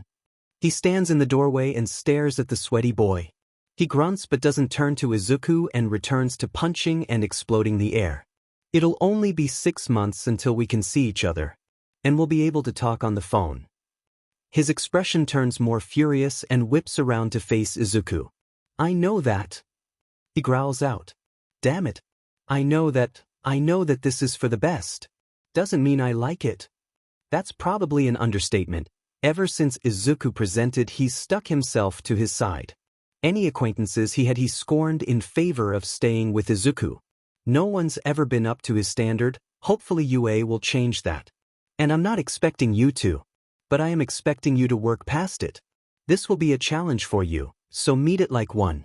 Face this like you've faced every challenge before. He knows Kacchan can't turn down a challenge. You never back down, so are you going to start now? Izuku challenges. Like hell I will. He shouts as he comes closer. I'll meet you at the entrance exam, and I'll beat you. Even if you're at UA already, I'll still beat you. He smirks as he challenges Izuku back. Kacchan, I'm not actually attending UA, you know? In fact, they'll probably want me as far away from the school as possible to keep the students from smelling me. He wisely doesn't mention Nedzu's offer to use the gyms. Yeah, well, you're still at UA before me. He speaks and shakes with anger. But, congrats, he says, and it looks like it's hurting him to even say that. His expression is pinched and an insincere smile adorns his face, his jaw clenched tight as he grits his teeth. Even if he clearly hates saying it, he still holds himself back from exploding. Over the years he has changed for the better, but there were still behaviors that bugged Izuku. He tends to explode at Izuku whenever things aren't the way he likes. He's always hated it, and Kacchan knows it since Izuku's told him that it upsets him. The fact that he's putting the effort into working on something Izuku hates makes him tear up. Izuku surges forward and wraps him in a hug. "Hey! The F are you doing?" He protests but doesn't pull himself out of the hug. Izuku's still upset that he lost his temper earlier when they were sparring, but at least he's working on it. "Thanks, Kacchan." Izuku releases him from the hug and grabs his hand and starts to lead him inside. Let's head in. Once they're inside, Izuku drops his hand and makes his way to the sound of voices. Kacchan follows behind him. They make it to the dining room where their parents are. "Hey kids. We figured we'd play some Kacchan until you guys have to leave." They retake their seats and play until late into the night. But eventually the fun has to end. Right? You two call or text if you need anything. Uncle offers. "I know we'll probably be able to see your mom still, but just won't be the same without you, kid." Annie says, "I know, Auntie, but time will pass faster than you think. I'll be able to visit in no time." All right, give me a hug." Izuku's eyes wet 10 and they hug for a while before he's released and he turns to Uncle. "We'll miss you, kiddo." He pulls Izuku into a hug. His words cause a few tears to escape. Once Izuku's released, he turns to Kacchan, who's trying and failing to appear nonchalant. "We can text and call whenever you want, okay?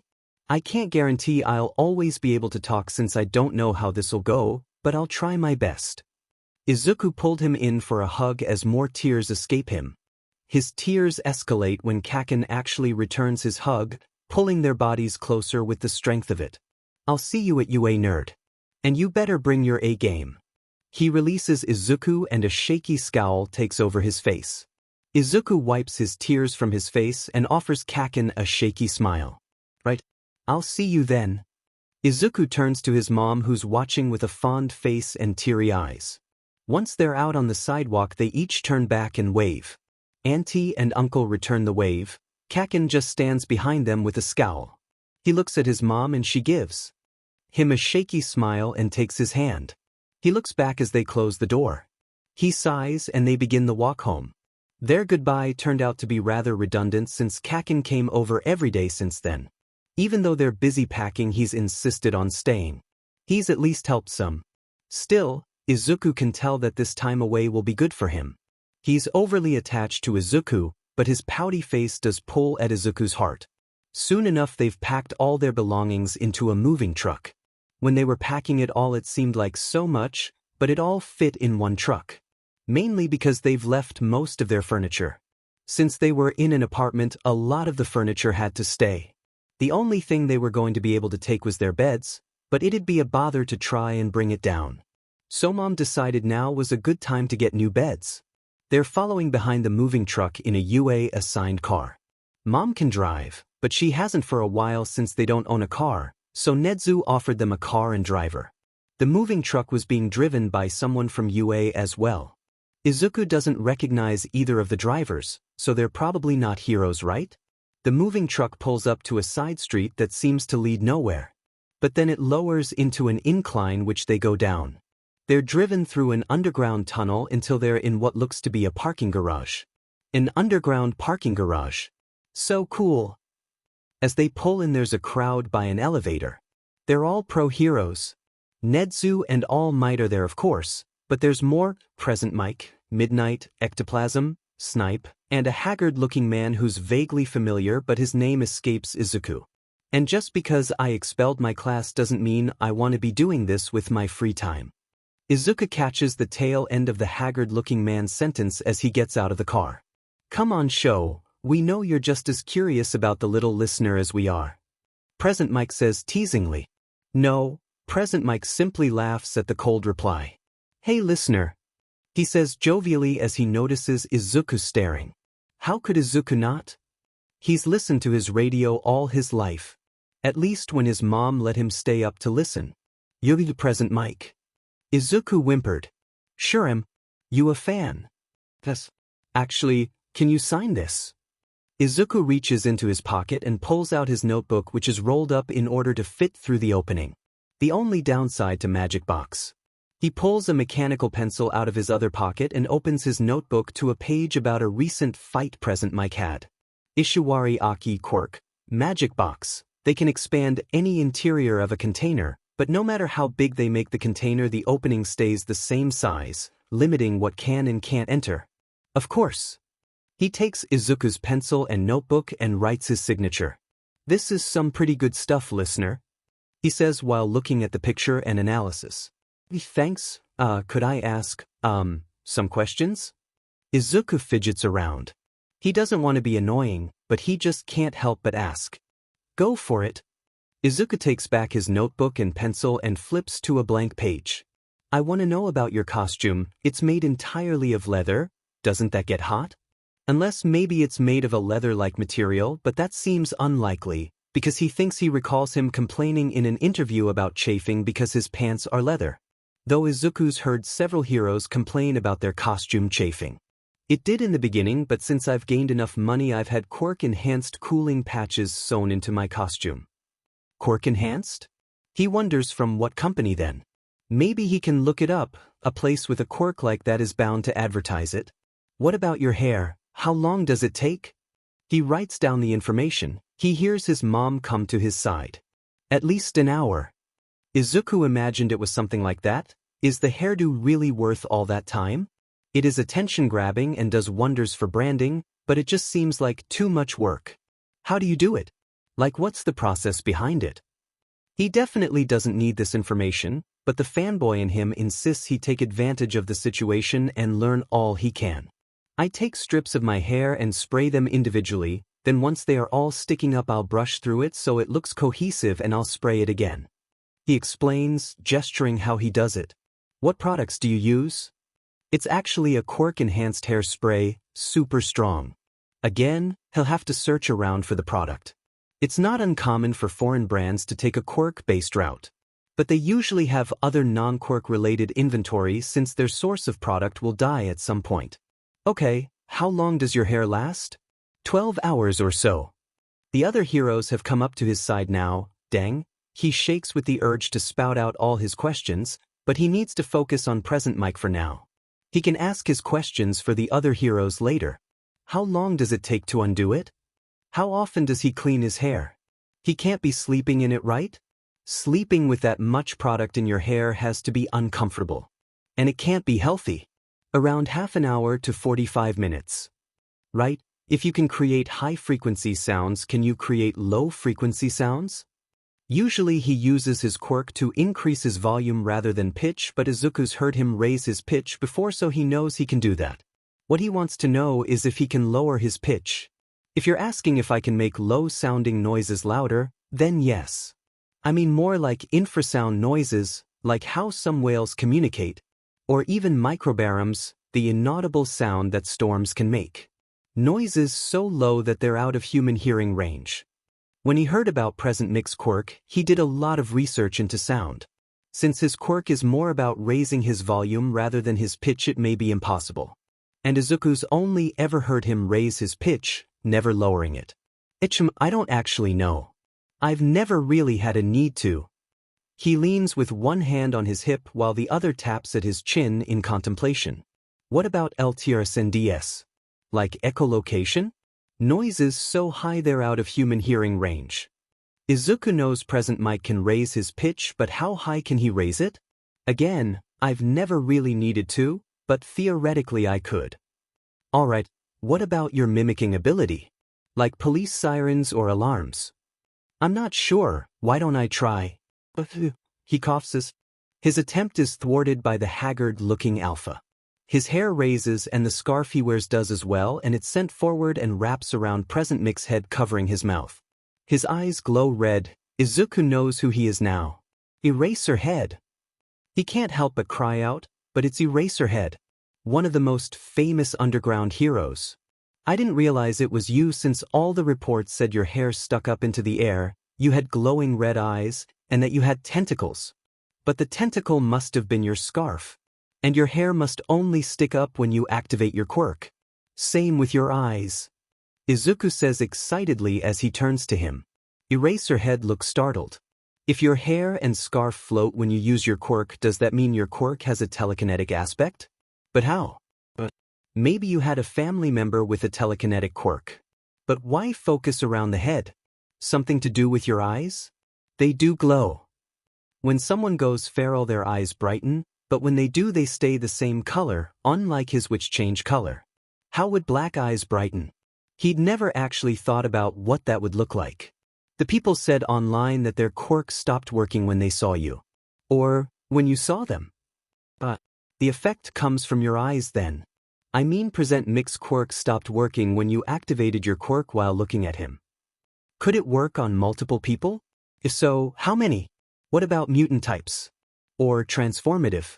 Wait, how exactly does your scarf work? Your quirk makes it float, so does it only work for you or someone with a similar quirk? Or can others use it but it doesn't float for them? Your hair is a big giveaway. Have you thought about cutting it?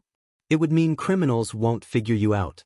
But I suppose you rely on ambushing, so they usually don't really get the chance to think. What about your goggles? If you rely on your vision, wouldn't they be in the way? Is this your hero costume? Is it baggy on purpose? I guess that'd offer more ease of movement, but it seems heavy. Well, it's probably made of lightweight material. Sweetheart, we're meant to be moving. Mom interrupts. That's right. Izuku looks over and the moving truck is gone. They went through that tunnel there to the top side. We'll meet them at our house, but to do that we need to get in the car. She points to a tunnel and gestures to the car. But don't worry, the teachers have already left in their car, so that means Eraserhead-san will be joining us. Izuku looks at the man in excitement. His face looks like he just got told he got the death sentence. Once they're in the car, Izuku shakes from refraining from asking his questions. Eraserhead didn't seem too enthused about being bombarded with questions, so it's better that he keep his mouth shut. As Izuku's leg bounces and he fiddles with his hands, Eraserhead lets out a sigh. I don't know why my quirk causes anything around my head to levitate, but my mother's quirk allowed her to levitate anyone she made eye contact with, so that may be why. You are right about my eyes being the source of my power. As long as my eyes are open, my quirk works. Izuku hasn't put away his book, so he quickly opens it and begins writing. My quirk can affect multiple people, and I've never tested it for how many I can affect. With mutant-type quirks, it cancels their ability to use any extra appendages, but something like their natural strength can't be cancelled. With transformative quirks, I can cancel their ability to transform, sticking them with whatever form they were in when I activated my quirk. Crazy. Being able to cancel a mutant type's mobility implies he's canceling their quirk factor, not just the production emitters produce. Izuku wonders if it'd destroy a stockpiler's stockpile. It seems more likely that it'd cancel the person's ability to access that stockpile, but once they aren't under his eye, they'll likely still have what they stockpiled. And he definitely should experiment with how many quirks he can cancel. Izuku wonders if it strains him to do multiple or if it's the same effort exerted as with one. Does being in his periphery count as seeing? What about crowds? Can he cancel a large crowd of people without having to focus on an individual? With so many people, he wouldn't be able to focus on all of them. My capture weapon is made of steel wire alloy and woven carbon nanofibers, which allows me to manipulate it. It can be loose and flexible, but on my command it can become hardened and snap into shape. It allows me to wrap it around villains and then harden it to capture them. My quirk does help, but anyone could learn to use it if they tried. He manipulates the weapon around as he demonstrates its abilities. Who came up with it? Maybe? Izuku hasn't seen anything like it before. Could it be used like a whip? I've thought about the fact that my hair gives me away, but it's as you said, I rely on ambushing and ending the fights quickly. Plus, I often work at night when visibility is low. My goggles are designed to obscure others' view of my eyes, so they don't realize the effect is coming from my eyes, so they don't target them. Izuku guesses that's smart, but still the design could probably be altered enough to obscure his eyes whilst allowing him no blockages in his vision. Or maybe it only looks like they're blocked on the outside but are see-through on the inside, like one-way glass. My summertime costume is made to be lightweight and breathable while still offering protection. My winter costume is designed similarly, but it's made to be more insulating, so it's somewhat heavier. It's loose to offer me better freedom of movement, as you said. It's not very visually appealing, but Izuku supposed as an underground hero he doesn't have to worry about that. Still, he kinda looks homeless or like a drag dealer, but maybe that's on purpose? Maybe it's to lower people's guard? Get criminals to underestimate him? Or maybe to seem like he's a criminal too. Amazing! Thank you. Izuku's attention quickly shifts to his notebook. He goes over what he knows and what he wants to know. He glances at Eraserhead on occasion and asks his questions, but Izuku's focus is taken when they arrive on a bit of raised road. They stop on it before the ceiling above them opens and they start moving upwards. A car elevator. They're finished pretty quickly and the driver drives off the bit of raised road.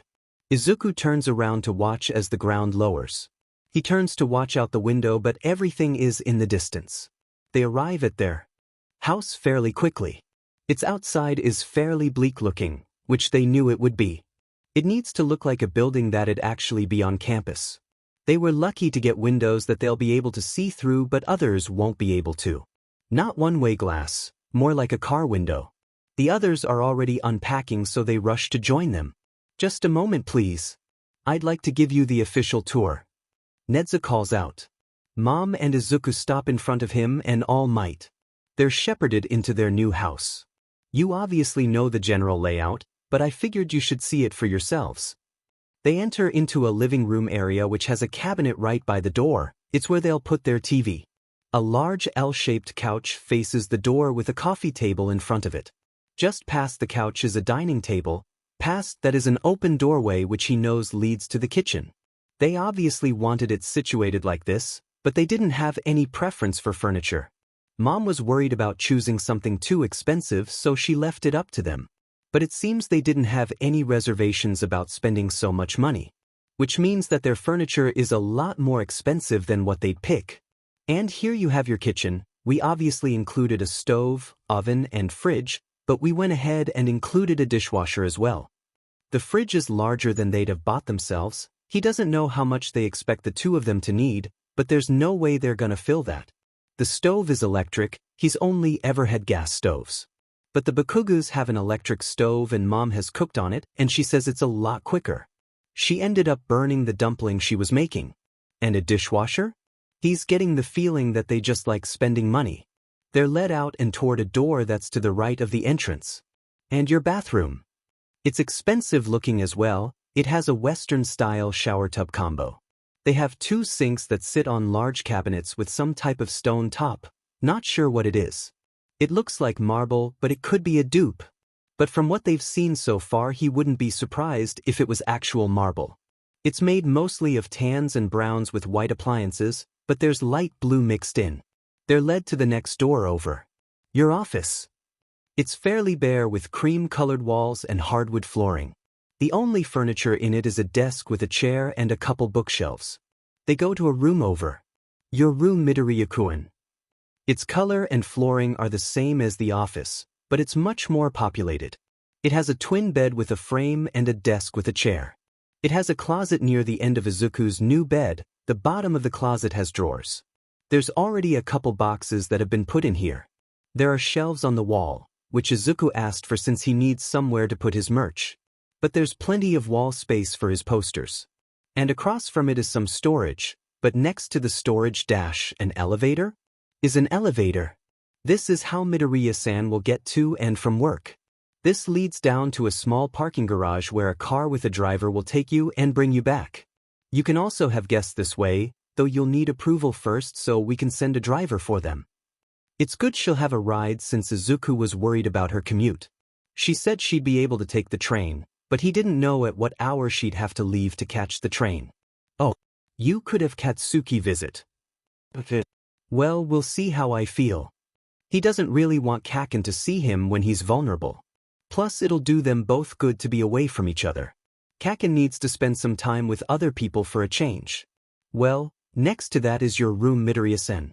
Mom's room is pretty simple, a standard size bed and frame with some bedside tables. And a built-in closet and a dresser. A couple of her boxes have been set on the bed.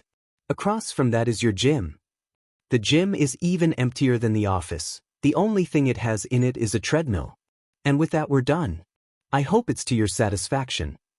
They head toward the front of the house and head out to begin grabbing boxes.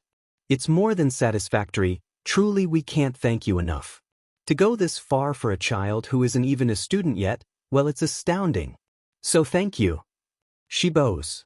Yes, thank you. Izuku bows as well. Please, it's our pleasure. But of course you're welcome. Netsu says with that uncanny smile of his. I wonder how long it took him to get in the habit of smiling? It was learned, right? I mean his quirk is an intelligence booster, not a human characteristic booster. Did he have to learn how to be human? Or did intelligence come with human behaviors? Izuku ponders. Humans were the only sentient species before quirks. But other species were known to exhibit humanoid behaviors, but a lot of it was taught to them by humans. Like apes learning sign language and parrots learning to speak. But still, to have the intelligence to not only learn these things but to use these skills implies a level of sentience. Even dogs show the ability to understand and perform upon words, and when given buttons for words are shown to use those buttons correctly. And then there's emotional intelligence. Several species have been shown to feel complex emotions like grief and sympathy. Elephants are known for grieving and have even been known to bury their dead under logs.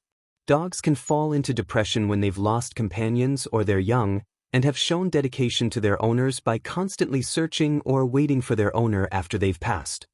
There were studies done on rats where they were taught to press a button for a treat, which they learned easily, but then they introduced another rat who would be shocked upon pressing the button but they'd still get the treat, which is fed up. But the rats stopped pressing the button even if it gave them a treat. They preferred the other rat's comfort over a treat. Rats and mice have been shown to have learning intelligence and emotional intelligence, so maybe if Netsu is a rat or mouse, or a chimera of a rat or mouse, then his quirk simply extrapolated on the existing intelligence. What I want to know is if his enhanced intelligence was planned. It seems logical that they'd breed animals for intelligence, but how could they predict a quirk? Did the animals he came from have an intelligence-enhancing quirk? One that maybe wasn't to his extent but still enhancing? Or was it a happy accident? But he's capable of human speech, which shouldn't be possible with an animal's vocal cords, unless he had some parrot DNA mixed in, or maybe a human's. Honey, we need to be bringing the boxes in. Mom tells him, interrupting his thought process. He looks up to see everyone has stopped to look at Izuku. I was muttering, I wish I had a quirk that let me shrink out of existence. Or at least small enough that I'm unnoticeable, maybe then someone could step on me and put me out of my misery. He thinks, this time he makes sure it's only thought, not said. You seem to have quite the mind, Midoriya-kun. We'll have to have a conversation at some point. Netsu says cheerily. It causes Eraserhead to groan and look like he's suffering. But that seems to be what he looks like all the time, so maybe just a more severe suffering look. None of the other teachers seem too enthused by his offer either. Izuku looks at All Might and he gives Izuku a strained smile. Well, Izuku doesn't see anything wrong with the offer. They head outside and begin helping take the boxes in. They labeled them so it's easy to know where to put stuff. When they got to his weights, they called All Might and him over to bring them in. Since they're heroes, they can get the smaller weights, but All Might bought him heavier weights. He was worried about all the weights weighing down the truck, but he was assured that the truck can carry up to 4,500 kilograms. They bring in the weights and come back to them dragging out his punching bag, or rather Kacchan's old punching bag. When he bought a new one, he gave Izuku his old one. He rushes to help. It's pretty heavy since it had to withstand Kacchan. Soon enough everything is moved inside. Ectoplasm and Snipe make to leave, but he wanted to ask them questions. Ectoplasm, Sir C, could I ask you some questions? Izuku decides to stop Ectoplasm. He'll just have to ask Snipe his questions later. Sure, he says dully. He may not be enthused, but Izuku sure is.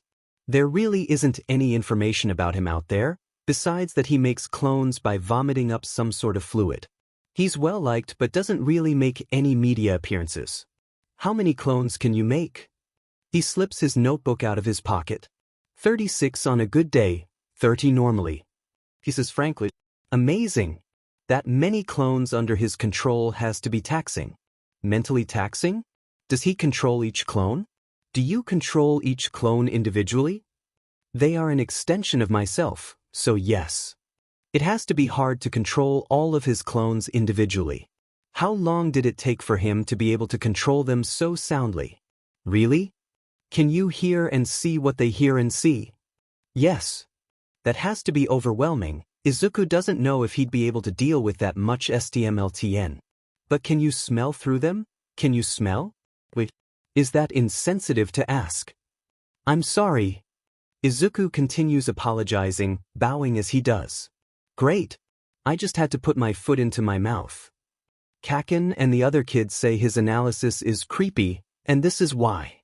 He ends up asking insensitive and invasive questions. But it's fine, I can't smell. He explains awkwardly.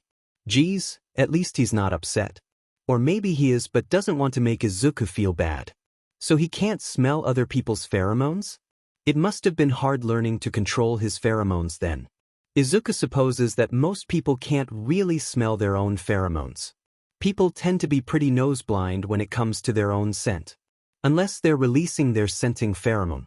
People can release a variety of pheromones meaning different things, so each person can release a specific pheromone that is made to leave your scent on someone, and it's easy for someone to smell their own scenting pheromone.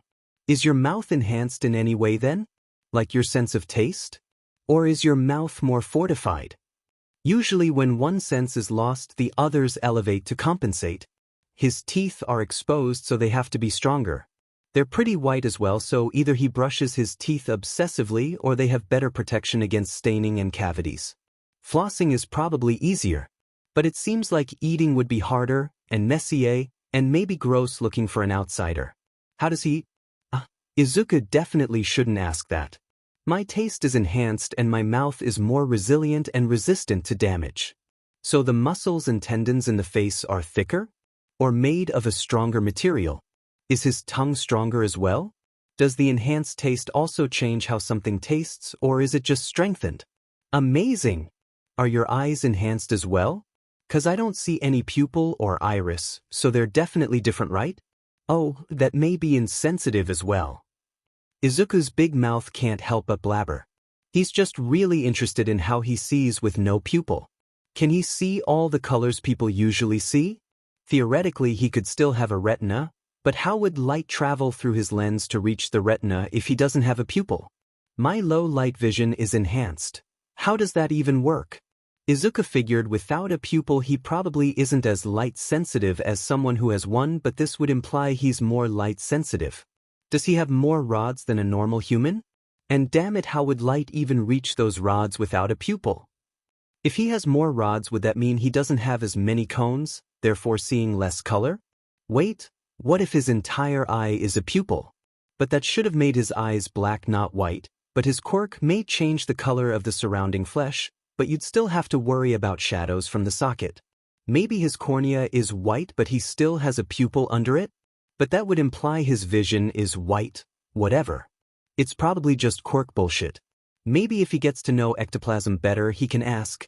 Theorizing how his eyes work isn't really a first meeting discussion. Okay. Does the fluid taste bad? Does it taste sorta like medicine? Good or bad medicine? Izuku doesn't remember ever having a medicine that tastes good. I didn't like it when I was younger, but I enjoy it now. He probably had to grow to like it. But would it taste like medicine to others? We've already established that he may have differing taste buds, so would it taste like medicine for others?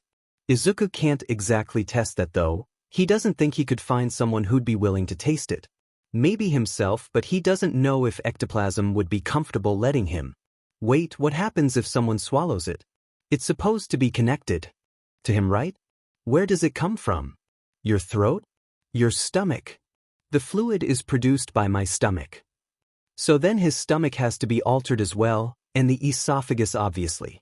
Does his stomach produce normal stomach acid, or is it just the fluid? That would imply that it's capable of breaking down food, so Izuku would guess not. But does the fluid have stomach acid mixed into it? Then is it vomit? Does it feel like vomiting? Izuku can't imagine having to vomit every time he used his quirk. Vomiting esses. Izuku always thinks it'll be fine, but then he vomits and it's so much worse than he remembers. I don't believe it's vomit, but it does feel a bit like vomiting when it comes up, but there's no abdomen cramping or spasming. Izuku wonders if overusing his quirk makes him nauseous. What is the fluid actually made of? Cytoplasm mostly. Izuku supposes that's why he's called ectoplasm. Weird thing to have your stomach produce. Does the substance develop when he uses his quirk, or is it always there? How long do they last? Until I release them or they take enough damage. Does he feel pain when they're damaged? He said they're an extension of himself, but surely he doesn't have to feel every time they die. How much damage does it take for them to deliquesce? A solid hit can cause them to dissipate. Not very resilient then. He probably has to rely on taking down the villain before they land a hit. Thank you for answering my questions, sir. Izuku bows in thanks. He has a lot more questions, but he doesn't want to take up more of Ectoplasm's time or look creepy. No problem. I'll take my leave now. Bye then. It was nice to meet you. He turns to look at the others. Midnight, Present Mike, and Mom are chatting. All Might is idly listening to their conversation. Eraserhead is leaning against one of the walls with his eyes closed. Is he asleep? Netsu is looking at Izuku with clasped hands. Pause. Izuku heads toward Mom and the others. And I think it was because he was a virgin. Mom says, honestly, he doesn't know what kind of conversation could get them to be talking about something like this. Really? Midnight questions teasingly. Yes, he told me on our wedding night. Oh, so they're talking about Dad? Dad was a virgin? He supposed it's not too unusual. They got married in their early 20s if he remembers correctly. Gah. He doesn't want to think about this. At least All Might seems amused. Oh, sweetheart, are you done with your questions? Asks. Yep, I got a lot of good information. He says excitedly, clutching his notebook close. Well, I'm happy for you. She says warmly. We should head out and let you unpack. Unless you want help. Midnight offers. Oh no, we'll be fine. Mom can be kinda particular about where stuff goes, especially in the kitchen. And Izuku definitely doesn't want to risk them breaking his merch. Well then we'll be off. Remember to call if you require anything. Netsu ushers the remaining heroes to the door. Rockin', to meet you too. Present Mike says jovially. It was a pleasure to meet you both. Midnight says sensually, leaving them with a wink. Nice to meet you. Eraserhead offers lazily, shambling to the door. He's pretty much falling asleep standing. I'll see you two later. All Might promises as he leaves. Thank you all for the help. Goodbye. Mom offers from the doorway. Bye. Thanks for answering my questions. Izuku waves them off. Mom closes the door and sighs before turning to the boxes that sit on the coffee table, only a small portion of what they have to unpack. Well, we better get started. She gives him a tired smile. It hits him that all this is for Izuku. He technically knew that, but seeing her so tired reminds him. She had to upend her whole life for this. Plus all the stress of having an Omega for a son. Thanks. Izuku says softly. For what, sweetie? She says confusedly. Just for everything. Moving and all. Looking after me. Oh, sweetheart, you don't have to thank me for anything. I love you. She says, like those 3 words are enough explanation. And they kind of are, because he sorta gets it. He'd do anything for her. But he supposed he can't grasp it completely. He's not a parent after all. So, I love you too. He says warmly, trying to get the magnitude across. She smiles and grasps his face and brings him in to kiss Izuku on the cheek. She offers him one last loving look before she turns and walks toward the boxes. What's to come may be scary, but at least he'll have her. So, it's less scary or more miserable now. The first couple days he spent off the suppressants, he simply helped unpack everything, then he started to feel sick. Izuku's whole body started to ache and his stomach hurt, so they called Recovery Girl. I was afraid this would happen. She says over the phone. I'll come over and examine you, but I'm fairly certain you're experiencing withdrawals. Yeah, Izuku supposes that makes sense. He's been on them for like 3 years. Luckily Mom had taken 1 week off, so she's been able to watch over him. Recovery Girl came over and confirmed her suspicions. The ache in his body continues and he's begun to shake. His nausea keeps him from eating a lot, though he does try to eat some, but his body doesn't keep it down for long. He's sweating through his clothes and he's barely been able to sleep. All in all, he's been pretty miserable. He's been crying needlessly and he had a fit where he yelled at Mom, which only made him feel worse. He apologized and she said she forgives Izuku, but he still feels bad, which is how they end up cuddled on the couch. He's nestled in her arms, his head on her shoulder. It's soothing being this close to her, especially since his nose is right next to her scent glands. She's releasing soothing pheromones to help ease his discomfort. Since Mom's a beta, her scent isn't that strong, but it's better than nothing. But, well, he could. Biting a packmate's neck scent glands isn't unusual. The neck has a major artery in it, and the glands there are pretty sensitive, so allowing someone to bite you there is a sign of trust. But it has the added effect of causing the glands to release more pheromones. So pups will often latch onto the gland to get a more concentrated continuous stream of positive pheromones. Now Izuku's not a pup, but he's miserable, so it couldn't hurt to latch, right? He bites down on her scent gland. She startles slightly before humming and continuing to rub his back. His body relaxes more at the increase of pheromones. Yeah, this was a good idea. His headache eases and his shaking subsides some. The rolling in his stomach diminishes.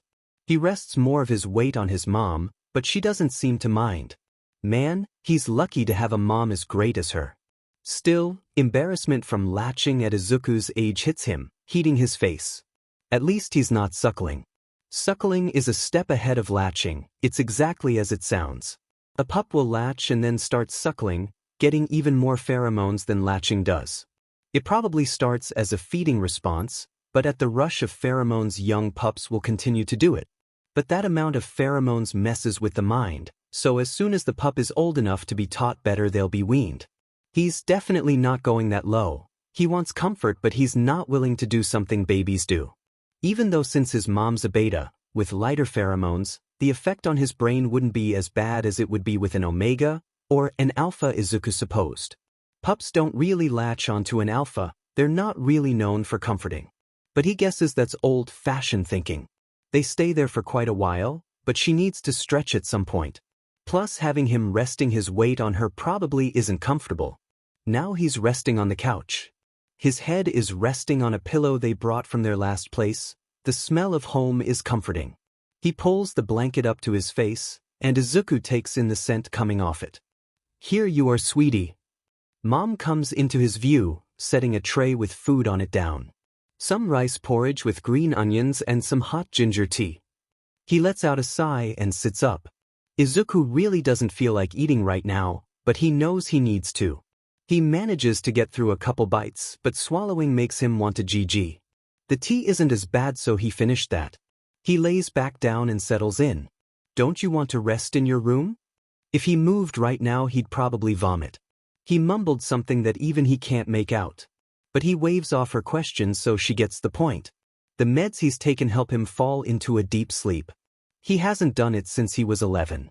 I didn't really stop him, but he said he was a big kid who didn't need to do it anymore. Izuku hears as he wakes up. Who's she talking to? But my scent isn't strong, so I thought maybe you could help. I know an alpha wouldn't typically dash. Oh, I don't prescribe to that old nonsense. I'd be happy to help. All Might? Damn, Izuku doesn't really want All Might to see him like this. He sits up, and he's vomiting into the bowl right by the couch. Oh baby! He hears hurried footsteps before there's a hand on his back rubbing it. Dutton, sorry. He manages, but he's quick to resume vomiting. It's okay, honey, you don't need to apologize for something you can't control. All Might. Izuku offers as he takes deep breaths to try and stave off his next GG. Snot and tears drip from his face, joining the vomit in the bowl. God, he must look so gross right now. Don't apologize, my boy. I'm certainly not going to hold your condition against you. Plus, I've experienced quite grosser things. I've even been vomited on several times. That does ease his mind a bit. Gross? Izuku doesn't think he could handle being vomited on. When he was in kindergarten, he vomited on himself, and it was awful. He cried the whole time until his mom arrived. And since I'll be a teacher soon, I should get used to sick kids. Once it's clear Izuku's not going to vomit again, Mom grabs some tissues and begins cleaning his face, wiping his tears and then his snot and finishing by cleaning around his mouth. Izuku softly lays his head down on the pillow. All Might comes and sits by his head, putting his spindly hand on Izuku's head, rubbing gently. A wave of soothing pheromones hits him, relaxing Izuku. His scent certainly isn't an omega's, it lacks any sweetness or floral scent. It's fresh, not minty or anything, but it's some type of natural scent. It's not anything like pine or cedar, it's a scent Izuku hasn't been able to put a name to, but it's soothing nonetheless. But it quickly builds to too much, making his headache worse. Lower, it's a headache. He seems to get what Izuku's trying to say and his scent eases back to something acceptable. Izuku sighs and his body relaxes itself. Sweetheart, you have to eat something. Suddenly Mom is talking to him. It takes him only a moment to realize he fell asleep. He opens his eyes to see his mom with another tray. It's more rice porridge, this time it looks to be just plain. There's a cup that looks to have more ginger tea in it. He sits up slowly, his stomach doesn't roll as much as last time. Thanks. He goes for the ginger tea immediately, drinking half of it. DMN, he probably should have conserved more of that so he had something to wash down the porridge. He takes a bite and swallows the porridge, his stomach only mildly protests. He manages to get through half of the bowl before he begins gagging, signaling the end of his meal. He settles back down on the couch. He finally looks toward All Might. Hello, young Midoriya. He says. Hey, sorry you gotta see me like this. He guffaws. What a prince of nonsense. While I'd prefer you be better physically, I'm not so superficial that I'd resent you when you're unwell. Plus, my boy, I don't really have much room to speak about someone's appearance. He gestures toward himself. Hey, you look fine. Izuku says indignantly, the volume of his own words hurts his head. Besides, there's not really anything you can do about your appearance. Exactly. He says with a teasing smile on his face. Oh, Izuku flushes and brings the blanket that's on him to cover the lower half of his face. He supposes it's a bit self-deprecating to hate his appearance when he wouldn't if it was someone else in his position. They spend the rest of the evening there until it's time for bed. They wave goodbye to Yagi-san and Mom sends Izuku straight to bed. He manages to get a few hours before his body wakes him up. He retakes the meds recovery girl gave him and tries to settle in. He's cold so he wants to be under the blanket but he's sweating a ton. Altogether it's just uncomfortable, but he manages a few more hours before he wakes up around 3 and decides that that's the best he's gonna get. The next couple days go about the same, but each day he feels better and better. Soon he's cleared to go back to working out by recovery girl, but he's got to take it easy. So he does less reps when he starts back at working out. It's nice to have muscle pain that isn't caused by withdrawal. Then one day he wakes up feeling hot all over his body, but particularly on his neck, wrists, and inner thighs. At first he thinks the withdrawal symptoms are coming back, but then he smells it. Or rather himself. Good morning, huh? Oh wow. You're really, well, pungent today. But I guess you've never had to control your pheromones before. But this definitely seems excessive. Mom greets him as he exits his room. If his scent is great enough that he himself can smell it, then it's probably way worse for others. People tend to have some nose blindness when it comes to their own scent, and he assumes he'll be the same when his body isn't overproducing pheromones. My whole body feels hot, but especially my neck, wrists, and inner thighs. We'll call recovery girl and see if she can't come over to check on you. She says with a concerned furrow of her brow. They eat breakfast and he notices it feels weird when he swallows. And on that same note, moving his wrist also feels weird. And his thighs feel like they're bigger. Your body seems to be overproducing pheromones, probably to make up for lost time. Your scent glands are becoming engorged from trying to compensate for all the pheromones trying to escape. She says as she feels his wrist glands. Once your body starts to produce a normal amount, they should return to their usual size. The big issue right now is if your neck glands expand enough to block your airway. That's what Izuku was worried about as well. But you say that it only feels weird, right? You can still breathe normally?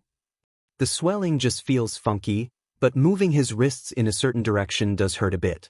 And his hands are a bit tingly. And any pressure he puts on the swollen part of his thigh hurts. Yeah, it just feels weird when I move my head in certain directions or when I swallow. It's mostly eating that is uncomfortable and he can't turn his head downwards.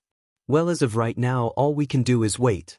I don't know if a bronchodilator will help if your throat begins to close from the pressure, but I'll give you some albuterol anyways. If it becomes even a little bit hard to breathe, then I want you to call me. Okay? She hands Izuku an inhaler that she grabbed out of her bag. Does she just carry them around with her? Or did she bring it because they told her Izuku's neck was swollen? Yep. I did want to mention that my hands feel tingly and my thighs are starting to hurt when pressure is put on them. The tingly feeling is probably from the swelling putting pressure on the veins to your hand, but it shouldn't be an issue at this level of swelling. But if it gets worse and your fingers begin to change color, you can call me as well. And your inner thighs are a sensitive area, so I'd recommend going without pants and trying to keep pressure off them. She packs everything she used back into her bag and has the robot with her pick it up. With that, she's off back to school. With school starting back up, she's pretty busy. You go lay down. He does head to his room, but he's not planning on resting. He's already fallen behind on training, so he needs to catch up. He can at least do his stretches, or he figured he could. But as he said about his quads, stretch his thighs smart. His seated toe touches only continue his discomfort. By the time he gets to his lunges, his thighs are begging him to stop, but he's nothing if not persistent. The finishing pigeon pose is really all his thighs can handle.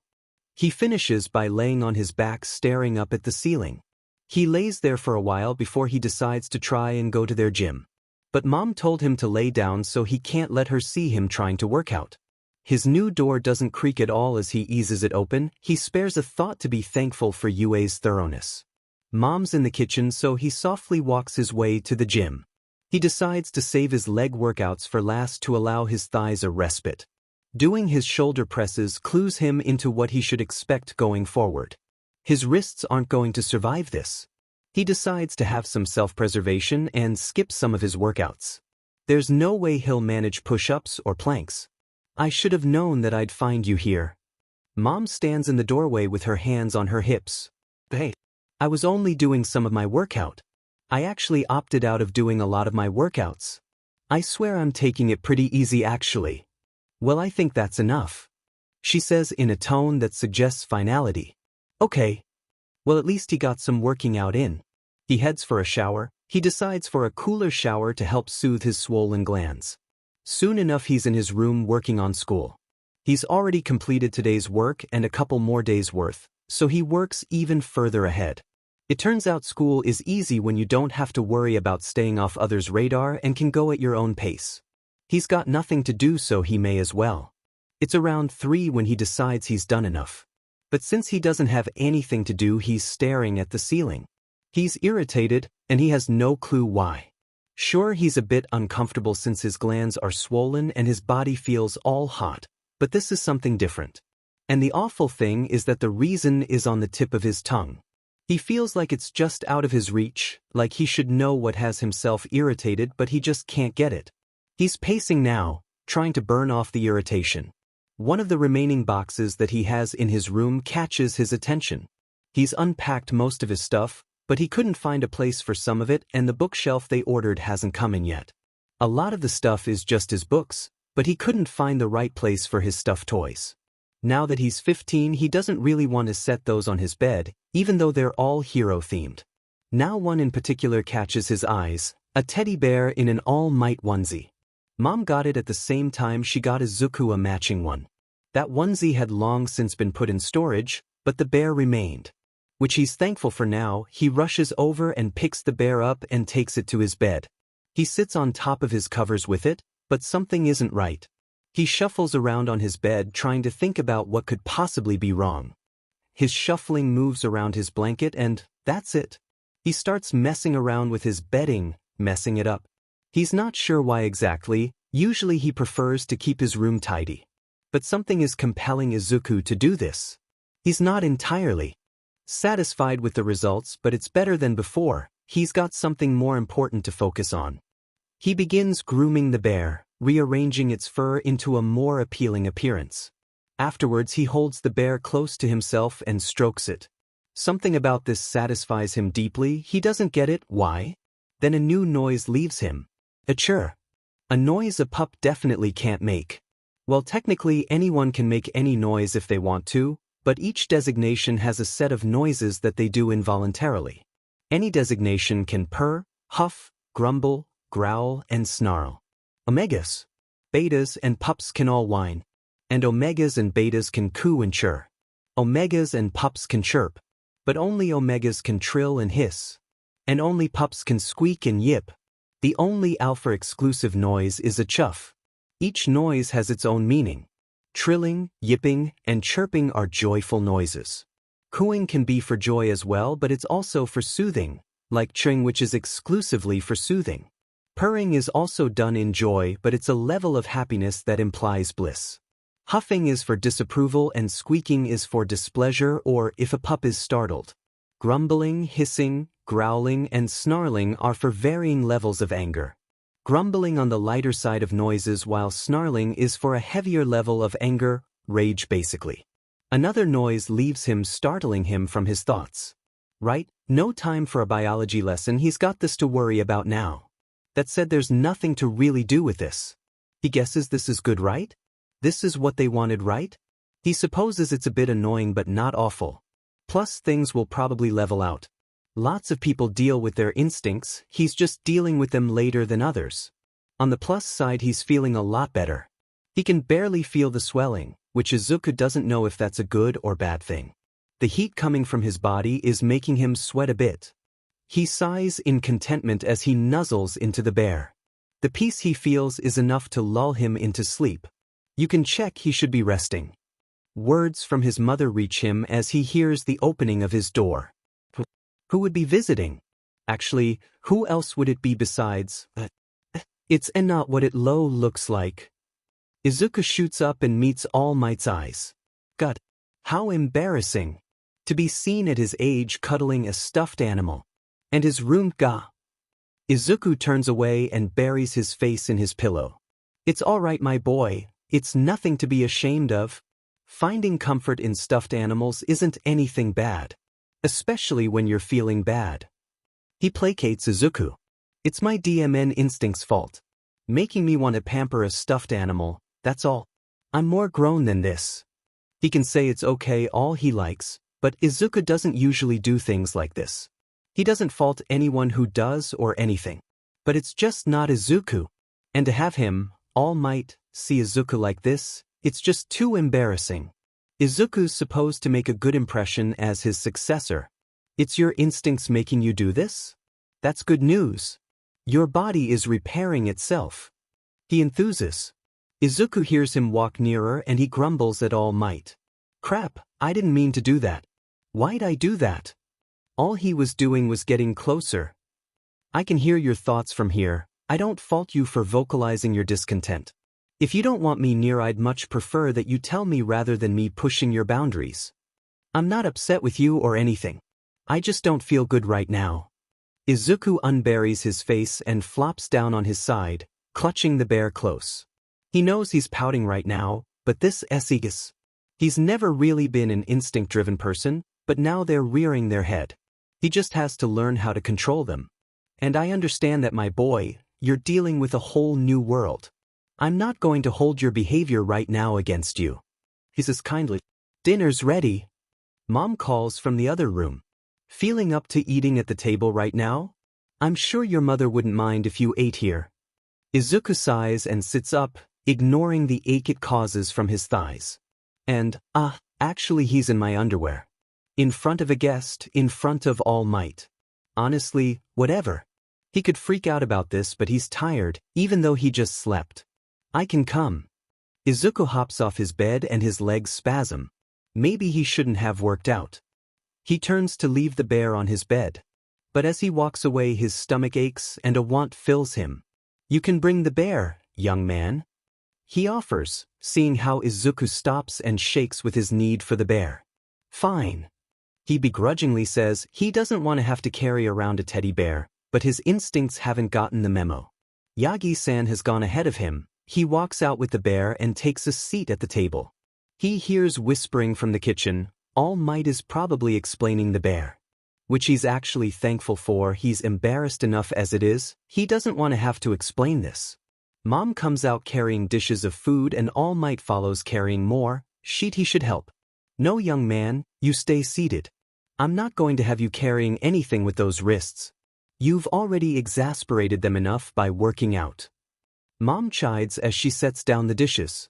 He wants to argue but she sends him a look. He doesn't want to upset her further so he wisely stays seated. They serve themselves, Yagi-san only grabbing rice whilst Mom and Izuku pile curry onto their plates. Dinner passes with little fare. All Might does most of the talking since he had so little to eat. Which is fine by Izuku, he loves hearing how All Might's day went. Since Izuku hasn't been able to train, he's had a lot of free time, which of course was spent doing as much hero work as he can. Mom lectures him on using his time wisely and how he should know when to quit so his form isn't exposed. Izuku wonders when she found out. At Ned's office maybe? Are you sure you don't want to stay? I know we don't have a bed for you, but the couch is plenty big. Mom offers him as he prepares to leave. I'm afraid I'll have to pass. With my injury I require a special bed so I don't wake up feeling awful. Recovery girl would have my hide if she knew I ignored my health even further. He says jovially. Man, Izuku hopes Mom doesn't tell Recovery girl he worked out. Who am I kidding? Of course Mom is gonna tell her. He thinks bitterly. Alright, it was lovely to have you. Make sure to get home safe. Mom says as he opens the door. He came in at their door rather.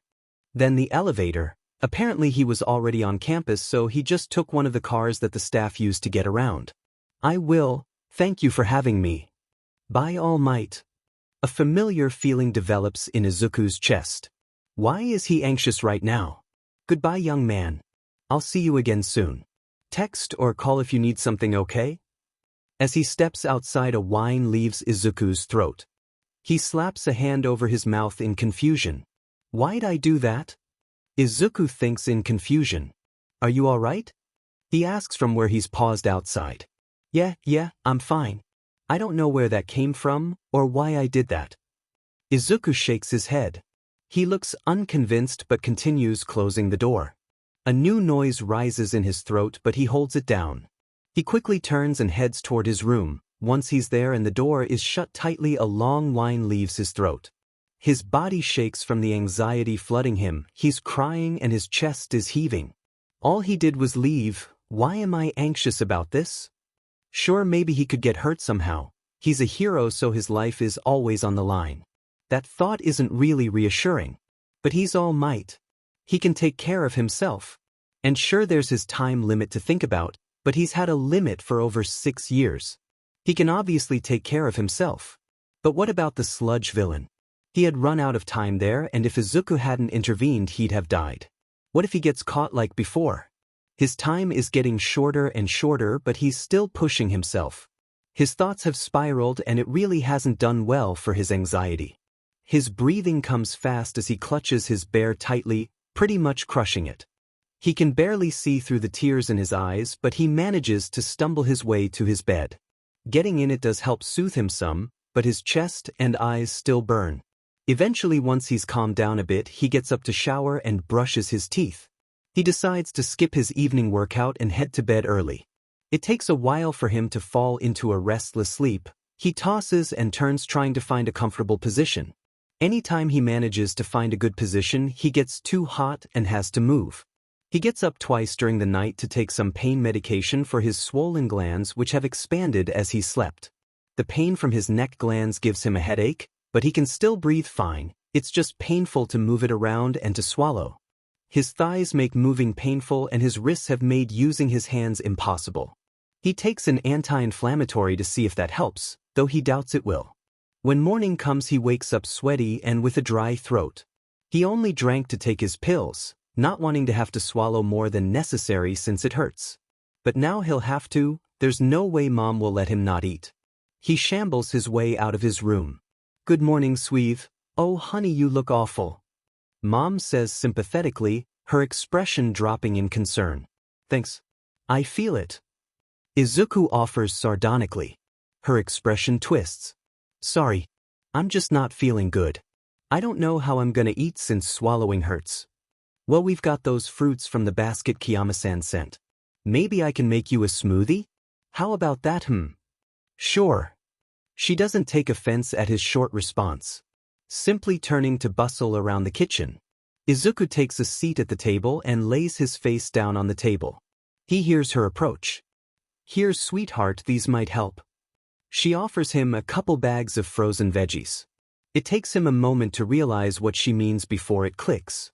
He rests one of the bags between his thighs and positions another bag so he can lay his neck on it. He holds the last bag between his wrists. He closes his eyes as he rests his neck on the bag of veggies, vaguely aware of what's going on.